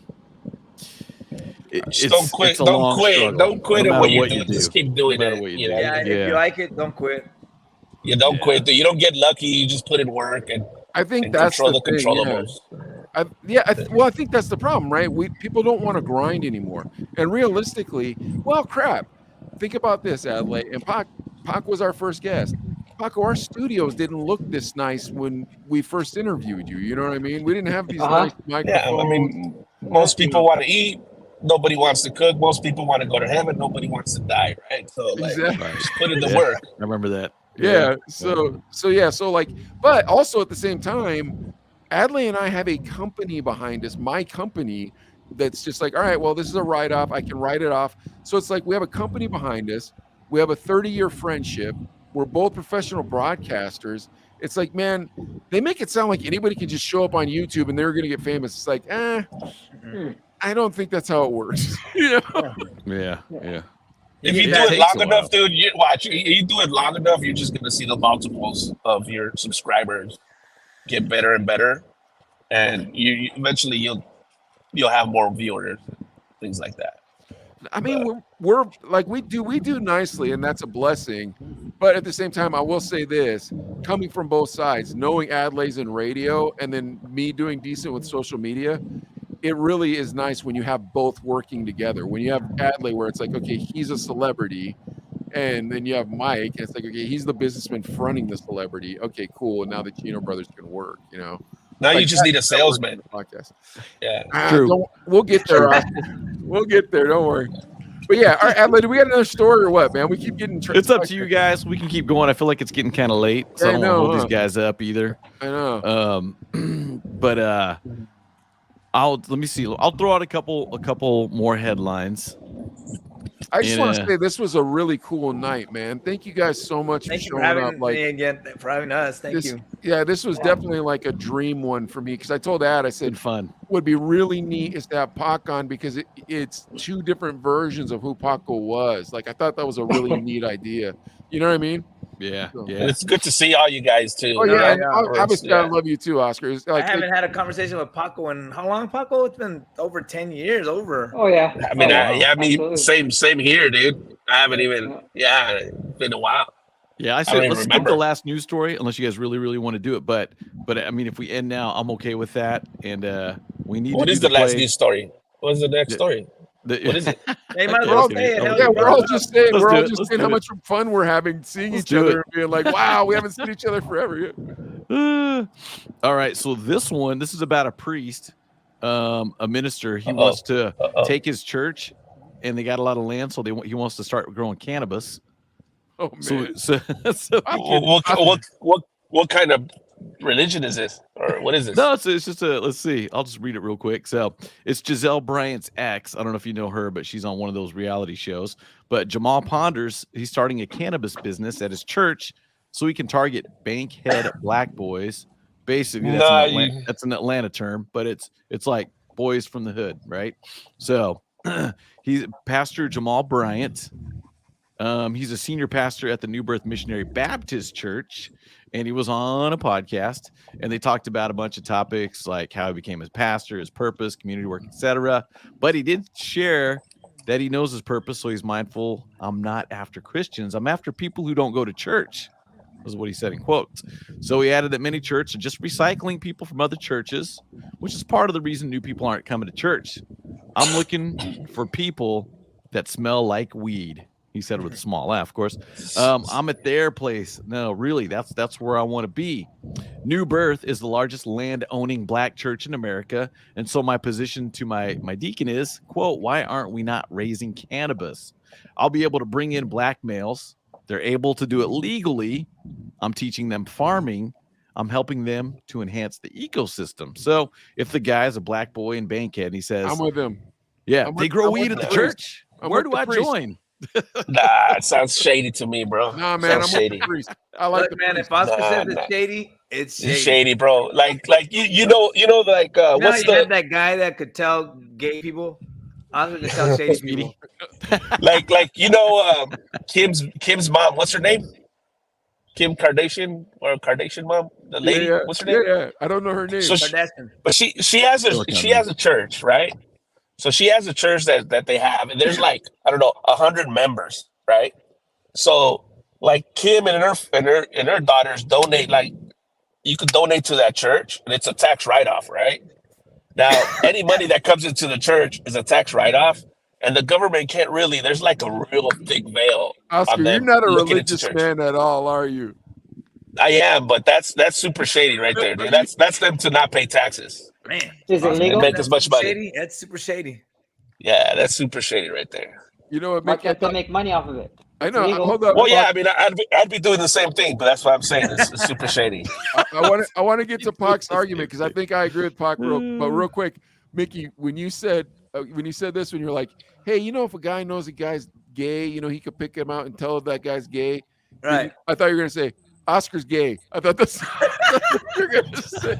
But, all right, Paco, what's your argument about this priest growing the weed? Go ahead. What's wrong with making some money? And if it's legal, and he's teaching young adults or just teaching people in general how to grow something that's legal and show them actually a career path. What's wrong with it? What's wrong with that? It's legal. And you know there's nothing wrong, but why not do corn? You know, why not do grapes? Why not do something else? Why not wine? Weed sells more than that. Why not bourbon? Why not beer? You know? Yeah, why not? Why not a chicken farm? You know? Yeah. I was just trying to go the diplomatic route. Paco went right to it. Weed sells more than that. But well, yeah, of course. This is what I was going to say is because the priest did say, he said, I want to go to the people who smell like weed. You know what I mean? Like, I think the problem with church today is back in the day, everybody went to church, right? Your mom and dad, they took you to church. It didn't matter if you're religious or even they were religious. You're going to church. Nowadays, kids, they don't even go to church anymore. You know what I mean? They ain't going to church no more. So where are you going to find these kids to tell them about the good Lord? Well, if they're already smoking the weed, I mean, you might as well, you know, be involved in that business. You know, you'll have them. Like Paco said, it's legal. He's teaching them a trade, and it's young black men who need to you know, have trades, have responsibilities, pensions, and things like that in our country. What do you guys say? Oscar still says no. I still say, yeah, no. It's like they're not going to show up to work, man. You know, like smoking that's not going to better your. Says who? Only one guy's gonna make money. Not all the guys that farming are gonna make money. Only somebody's gonna make money. They're not gonna show up because they're high. You're assuming. You don't know. Yeah, I mean, yeah. Say that. Got to give them the opportunity. Is smoking weed a sin? No. Is selling weed a sin? If it's legal. Yeah, legally selling weed, is that a sin? No. I don't know. It kind of depends on your where you're at morally, don't you think? Dude, I don't know anybody at my church that smokes weed. You don't know that. Yeah, you don't know that. They're not going to tell you. I'm pretty sure. Yeah, I mean, they probably eat. Nobody I eat think it. would. Listen, I'm gonna tell you guys right now, and this is the 100% truth. I ran a shop. I ran my shop for like 3 years, and we didn't sell weed because it wasn't legal, right? Then they made it legal in Pennsylvania. I started selling weed, and dude, you do not know. And Pac is right, bro. Like the most conservative Trump dude. Like this dude looks like he is on the TV commercial for Donald Trump. He's like, what do you got over here, Mike? I'm like, oh, those are Delta gummies. What do you mean? What is a Delta gummy? Oh, you know, marijuana gummies, Fred. You know, probably not for you. Well, what do they do to you? Is it like the real thing? What actually is the real thing? Well, I might try some. For you know, bro, half his Elks Lodge overs at my shop, bro. I'm emptying it out, dude. I mean, I flooded it. I did it when we start selling weed, like Delta products. I can't legally say the word weed when I'm talking about what I sell, guys. But that's what I mean when I say the word Delta products. Once we start selling Delta products, we start making a lot of money on that, bro. And I felt 0 parts religiously bad about it. Like I prayed a little bit about it. I was like, Lord, if this is wrong, keep me from selling it. I won't sell it if you tell me it's wrong. What's the difference between selling weed and selling alcohol? I think No, there's no difference. No, I mean, alcohol, I think, is worse. Exactly. It causes more problems. Yeah, it does. Yeah. There you go. I think there's less but the church isn't showing you how to brew alcohol, you know? That's where you're wrong. If you go to Spain, if you go to Mexico, you have a lot of the breweries. Yeah, you have a lot of breweries. And if you go to Germany, so the Germans, they would brew the beer, the wine. No, but I'm saying the church. There's not a church teaching is church culture to brew beer. It's the monks that are doing it. Huh. Have you ever been to a church carnival? That's true. Oh, they sell beer. Yeah. They sell beer. Yeah. Come on. I mean, they got blackjack at the carnival too, Paco. Don't forget that. They do. They gambling. I mean, I'm okay with selling that. Jig, you put their dollar on it, spin the willy thing, you know. Oscar, we got to start. What's up? We got to start collaborating with a couple churches out here. Yeah, then that's what I'm gonna do, going, man. Yeah. I'm gonna find the church with the biggest land. It's, you know what it is. I feel like the fact that he's a priest make you automatically think he's a crook, right? Like, I see it. All you crooks, all you priests are crooks. But then when he explained, it made sense to me. And then I no longer, because I honest to God, I thought he was a crook too. I was like, no, you're gonna find out. And then. But then when he explained, hey, look, I'm going to teach him how to do this. I'm going to teach him how to do that. And he's probably going to pay him a relatively decent wage. And realistically, look, man, the kids aren't going to church to learn about the good Lord anymore, man. They don't want to hear about it. Why? Well, because they're being judged. For what? For something that's legal now. Why not teach them to be plumbers or electricians or something? Well, I gotta get some wine. So yeah, Rick the Rebel, they got wine. That is true. Yeah, I'm just thinking. I don't really smoke weed, but if I did smoke weed, and I went to this church, I'd be suspect the whole time because I'd be so paranoid. Like they're up to something. You know, like you're high right now as we speak. Yeah, dude, your eyes kind of like. Yeah. Wait, you say Asian? You say If you did smoke weed, you'd be suspect of this guy, or if you didn't smoke weed, because I'm a paranoid dude when I'm yeah, you're not supposed to. It's been smoke years, weed. but that's not for you. Weed is not for you. Yeah, but my thing is, I think it's just I think it's just because it's so controversial, but it is legal. What if it was brewing beer? Would that be less weird to you, Oscar? No, it's just it's not a place for that. That's not the place for that. What if it's like a microbrewery? Like they're like, hey, we're gonna. It's not the place for that. That's not the place for that. All the proceeds go to feed the hungry, you know. No, no, it's not gonna go to true. Yeah, no. Yeah. Well, really? Do you think crime has gone down since the weed has been it's legal now, and they don't have to buy it from the guy on the corner or anywhere else? I'm just talking about weed. I'm not talking about drugs in general. Just weed. I think crime's gotten up somewhat. No, I don't know. If it has gone, it's not because of weed. It's not because of that. Yeah, I don't know. That weed thing. I don't think. I don't think it's because of that. To do with that. Is there less people in jail? Yeah, because it's not a crime anymore. But doesn't it suck way less to buy weed now? I think that's a better question. Like, bro, having somebody come to my shop and be like, all right, what do you need? Hey, Mike, can I get a 2 gram? Yeah, I got you. Here you go, sir. Have a great weekend, blah, blah, blah. Versus when I was a kid, bro, I had to go to my homeboy Richard's house. He was in a gang. He was a cholo. It's like had to meet behind 7-Eleven at the horrible. It's horrible. But I mean, does smoking that make you less ambitious and not want to go to work and not want to succeed? I mean, most people could do fine with it, but like the younger generation, you know what I mean? I mean, God bless him. Un huevón es un huevón, dude. That's it. I agree. I mean, yeah, I get it. Yeah, pero con más va a ser más huevón con esa madre. Maybe. I don't know. I mean, that's not, but I don't think that's your responsibility though, Oscar. Like my thing is I do it a lot, bro. Like I don't want to say every day, but maybe not. I'm not saying every day, but I mean, it's like my wine or whatever. I mean, I don't mind it, but when you go to a store, and the security guard smells like it. Yeah, that is annoying. Or the cashier smells like it, it's like, bro, annoying. Like really? Like it's kind of like anything else. I mean, if you smell the cashier with alcohol, alcohol. Yeah, it's a little weird. There's a time and place for it. Yeah, but it's weed at work. Yeah, it's just true. Like you can't drink at work. Yeah, I agree. There's a time and place for it. On top of that, there's some bomb gummies on the market right now that are legal in California. It's like nobody needs to smell you. Just eat this giant Jello cube, and you trust me, man, you'll be flying. Yeah. So, Mike, where you're at, is it legal or illegal? No, the Delta 9, which is the medical, is illegal only with the card if you have a card. But the Delta 8, the HHC, the THCP, like all these other strains that the government, they made them legal when they made hemp legal. So they're like, okay, remember, hemp belts and whatnot, they made it legal. Well, the question was, well, then can we smoke the THC from the hemp? And they're like, well, it's so little, you'll never be able to smoke it.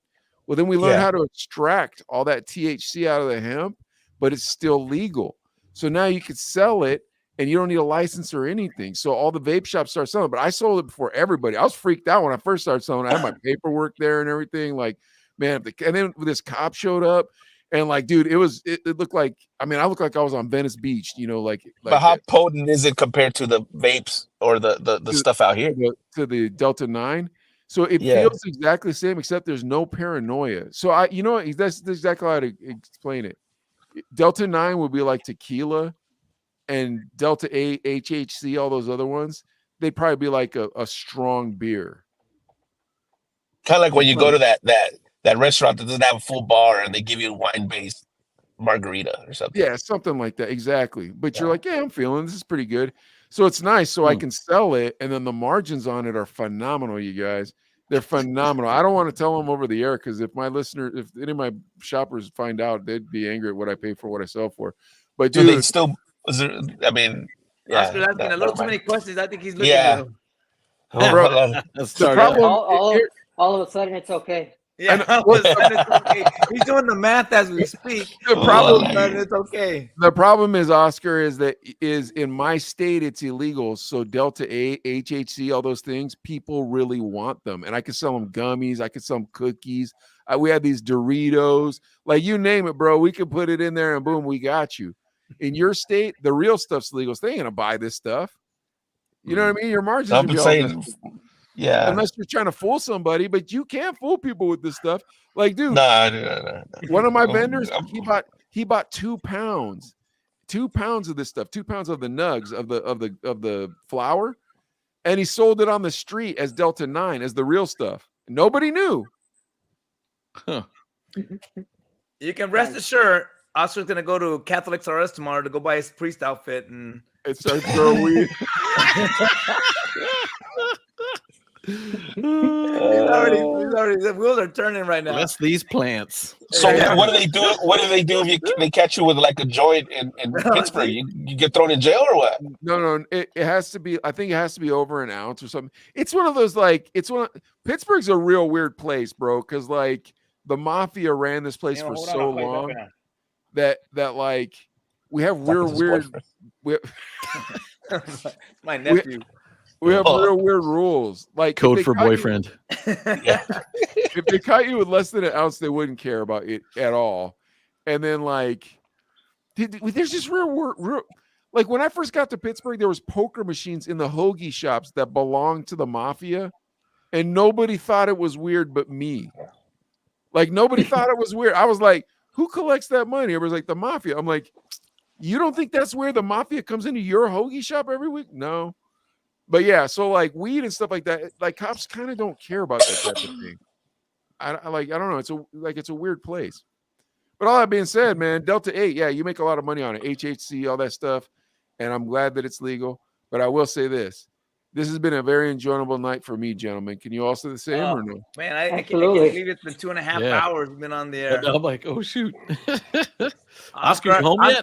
At the beginning of the conversation, Oscar was in Gorman. Right now, he's in Tijuana. No, I was in Redlands. Right now I'm in Santa Clarita. So it took me like 2 hours to get here. Real? Oh man, still in just Santa Clarita. That's why he wanted to stay on the air. He was using us so he won't fall asleep. That's probably it. Yeah. No, but it was fun seeing you guys, dude. And we should get together. Yes. I don't know. I don't think P-Fresh was trying to put something together. Drewski, we'll get Eric.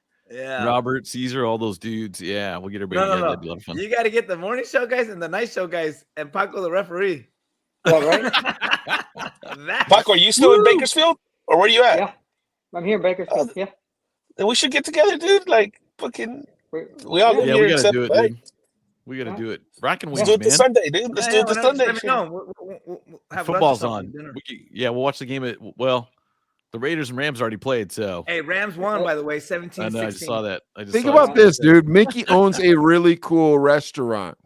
I'm sure you can get the best table in the house. I'm sure you can get the freshest food. I'm sure you can get stuff off the menu. I'm sure you can get stuff off the menu.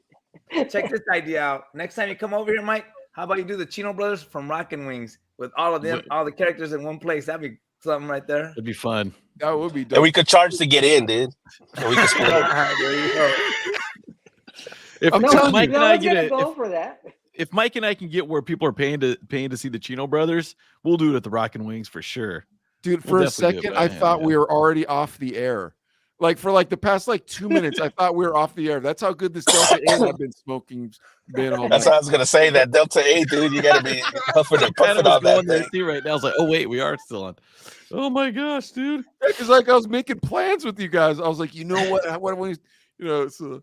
Yeah, I mean, how much is a flight from Pittsburgh to LA or Bakersfield, dude? Like $300? It used to be cheap, but like recently there's been so much inflation because of your favorite President Biden, who I know you voted for. Oscar. He won Kern County, I'm sure.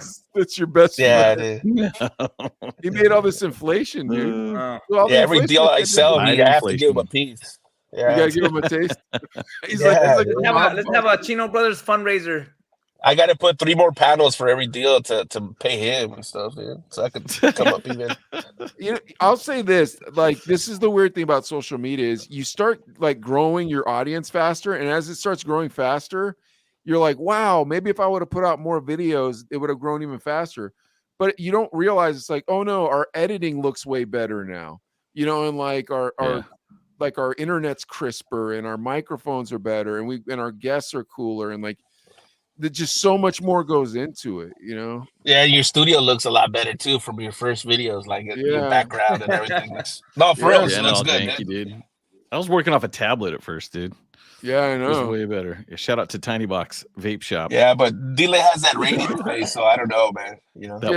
Here's the what? He has that radio face, You can't even see you can see the Play 103.9 hat, but there's a Hot 98.3 on the other side. Dude, wow. Who's that guy in the back? Who's that picture? The guy in the back? What's that? Jay-Z. DMX? Who's that? Jay-Z. No, Jay-Z. Oh, Jay-Z? Oh, okay. Mickey, when Adlai got to your town, was he still young enough to look like Keanu Reeves? Yeah, he was He did, dude. He kind of did look like he had the mullet. Did he get all the girls when he came to your town? Did all the pretty girls go after Adlai? Yeah, first until slow down a little bit until they saw him pull up in that creepy van. Come on, get in. His car broke down, so he had to borrow his van from his uncle. And I'm not lying. Yeah, he had like a Dodge, bro. It looked like one of those Yeah. 1970s where you abduct somebody. Had van. curtains. Was it and that red stuff. van? Was it that red van? No, it was after the red van. Oh, He had Had a red van in Dodge. He Arizona, had a too. Dodge conversion van, bro. Like, It was, with the yeah. ladder Oh, on the dude. back and all that stuff. Dude. It was comfort though, bro. It was And comfort. they had the man. carpet and everything in it, the back. The That box is in the shaggy middle, it had wagon. oil, it had brake fluid, it had like is jumper cables. creepy though, dude. Yeah. I remember I see him. I was gonna call the cops on him. He was a little too much around the station. Who's a weirdo? Mickey was the first one to get in.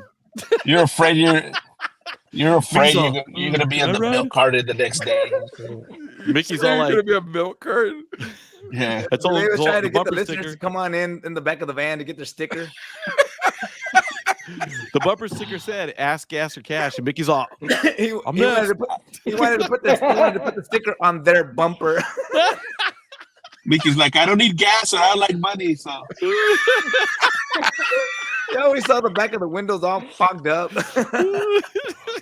With delays handprints. the carpet all like sticky and like an old theater and shit, you know.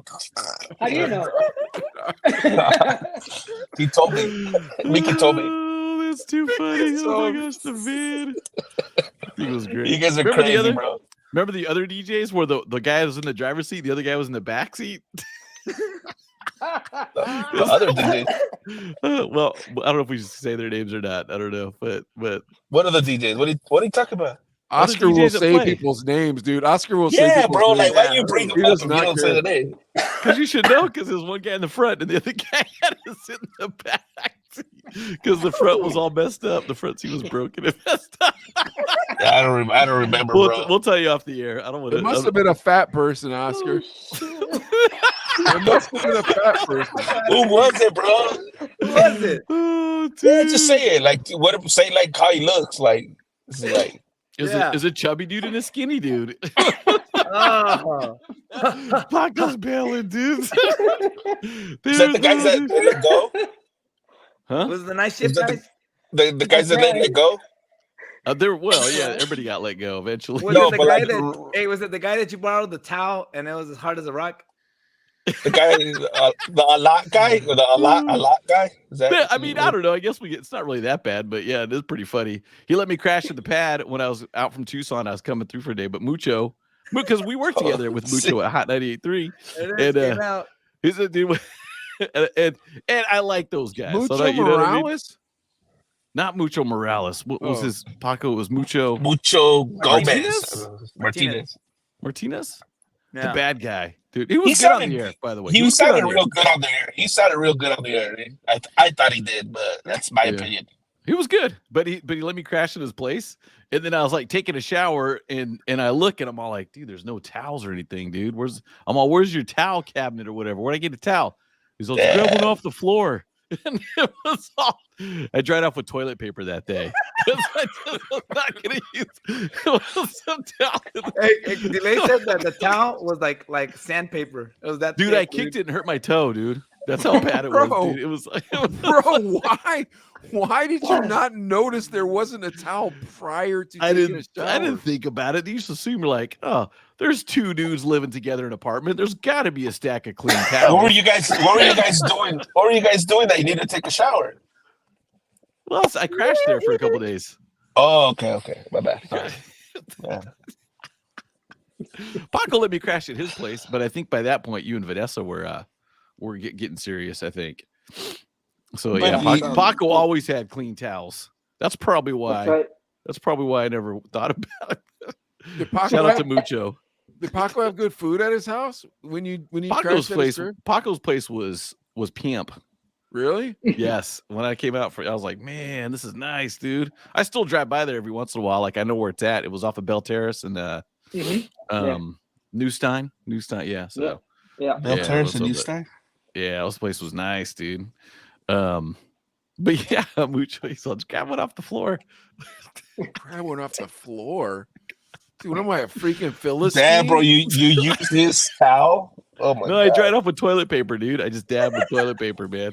I just took like little pieces and just kind of like dried up like this. Dude, You I got would a have just blanket, wiped dude. myself off with my shirt, dude. Yeah, dude. Oh, Like You're in blanket or something. Bakersfield. You know what I mean? It's 190 degrees outside. You dry It's up hot with as your heck, shirt. yeah. Was there even soap in there, dude? Was it like legit soap, or was it like a little ass piece? I don't even remember, dude. I don't remember. Probably mold. It's probably mold on the Had some walls short and curlies shit, on dude. it. Yeah, dude, that's what I was thinking about with the soap, bro. Having the nut hairs on it, dude. Just like, dude, there's just like 3 strands. You can't do nothing about it, dude. You're looking at that bar of soap, three hairs just popping up like that, dude. What are you gonna Bar do? soap. Oof, that's rough, dude. What did you do, dude? I can't remember. It was so long ago, but I remember I was like kind of like it was pretty. Yeah, it was pretty nasty. But dude, he let me crash there, and it was free, dude. So, well, you know, and he had cable, so it was good. And he actually had it was an all right spot. It was right across from BHS, from Bakersfield High School. Pac, why were you bringing Adlai out there and not just moving him out there, just having him stay? What were you? Why was he going out there? Did you go visit us, or We were doing the club. We before were you got doing La hired? Movida. Oh yeah. We were doing La okay, Movida, and I was kind of coming out to help with that, promote that, and do that and stuff. And we tried to get Trillville. Remember, we had one artist, one group, they had a band, and they ended up flaking out on us and stuff. But then they robbed the cash drawer. So yeah, but here's a story from that night. We actually finally made some money, and then someone robbed the cash drawer. And so we didn't. And then the girl came up. I can't remember her name, but she came up crying. She's like, "Oh my gosh, they stole the cash drawer!" And I'm all, "What about your tip cup?" And then she's all, and she ran over, and the tip cup was gone too. And she came in just like that, dude. I was like, "Oh." Was this La Movida? Yeah, I just done a drop too. I pocketed a few something. I don't know how much at this point, but It's like, no, I didn't do a pickup. I don't know. It's all in there. They stole all 18 grand. It was probably $500, maybe at the most, but still. But it hurt. I was like, Dude, no one wants to get robbed. That sucks. Yeah, it was sad, dude. It was really sad. We had security too. That was a really sad part. It didn't work. All right, man. Well, we better close up this episode. We've been talking forever. My goodness. You guys, I just thank saw you Paco's so comment. much, man. Thank you guys for having us. What was Paco's comment? Vernatica. Oh yeah, That's another, that's another time. Oh, there was this bartender who worked at this nightclub that we worked at. Her name was Veronica. And this girl looked like Selma Hayek's better looking sister in Selma Hayek's prime. That's how pretty this girl was. This girl was so like, do you agree with me, Paco? Yes, sir. She was like, she looked like Selma Hayek if Selma Hayek was in a Disney movie. Like, she had a real pretty face with, like, you know, gleam in her eye and just real pretty. And she had a thing for Adlai, man. She loved Adlai. All the girls loved Adlai. I know, huh? Yeah. What happened with Adlai? Was he scared or what? I know. She had like 5 different baby daddies, dude. Like legitimate. Those, yeah, legitimate. Veronica, she had like 5 different baby daddies. That's how come I didn't work with you guys. Like, he was like, dude, it sucked too, because it was like probably like 2 months. Paco first started the club with us, and then he drifted off. That was his trick. He'd start a club night, right? And you'd go, because he'd make us all go, and you'd be feeling it, and he'd be like, "Hey, man, you like this club?" Yeah. All right, cool, because I don't want to do it no more. So this is your night now. Okay, all right then. And then he'd drift off. But like from our first night there, and that club was hot, bro. Like, that club had a line, good-looking girls. And me and Pac, we seen this bartender. Man, that is a real pretty girl. But Adlai was DJ. He was behind the turntable, so he didn't meet her. So we knew her name was Veronica. So we started calling her Vernatica, all this stuff, you know, because she's naughty, all this. Yeah. But then finally, Adlai got to go out with her. We're like high school boys, bro, like, about this girl. Yeah. So finally, Adlai gets to go out with her, and all of us are like, "Oh, word, man, we want to hear about her." You know, like living by like Ferris Bueller's telling us a story, you know. So he's telling us about her. Oh, wow. And then he tells us, yeah, she has like 5 different baby daddies. And we're like, oh. We're all trying to do the math. Like, is that too many? I don't know if that's too many. Well, like, are any of them in jail? Yeah, a couple of them in jail. Oh, You know, like, yeah, like our hopes started like fading. All our hopes started fading because, like in our pretend world, she's just a smoking hot bartender who's super friendly, who loves our friend, and we're like, yeah, man, great for Adlai. Dude, by the time reality kicked in, we were like, oh man. We started high-fiving everybody, but then, man. Yes, it was sad. All 5 dude. baby daddies getting high-fived. Yeah. But she, all right, dude, man. She made bomb drinks though, and she gave me an Adlai free bomb drinks. Yeah. All right, yeah, we got to go. Where we going? Thanks, guys. We're going off the air. Thank I'm gonna you hit you guys so up for a much, Bakersfield man. meetup though too. We definitely. Let's do it. Hey, thank you Let's so do it. much. Seriously, I had a great time. Everybody have a good time. Yes, sir. Yeah. Great time, brother. Good. All right, talk to you guys later. Bang. Bye, guys. And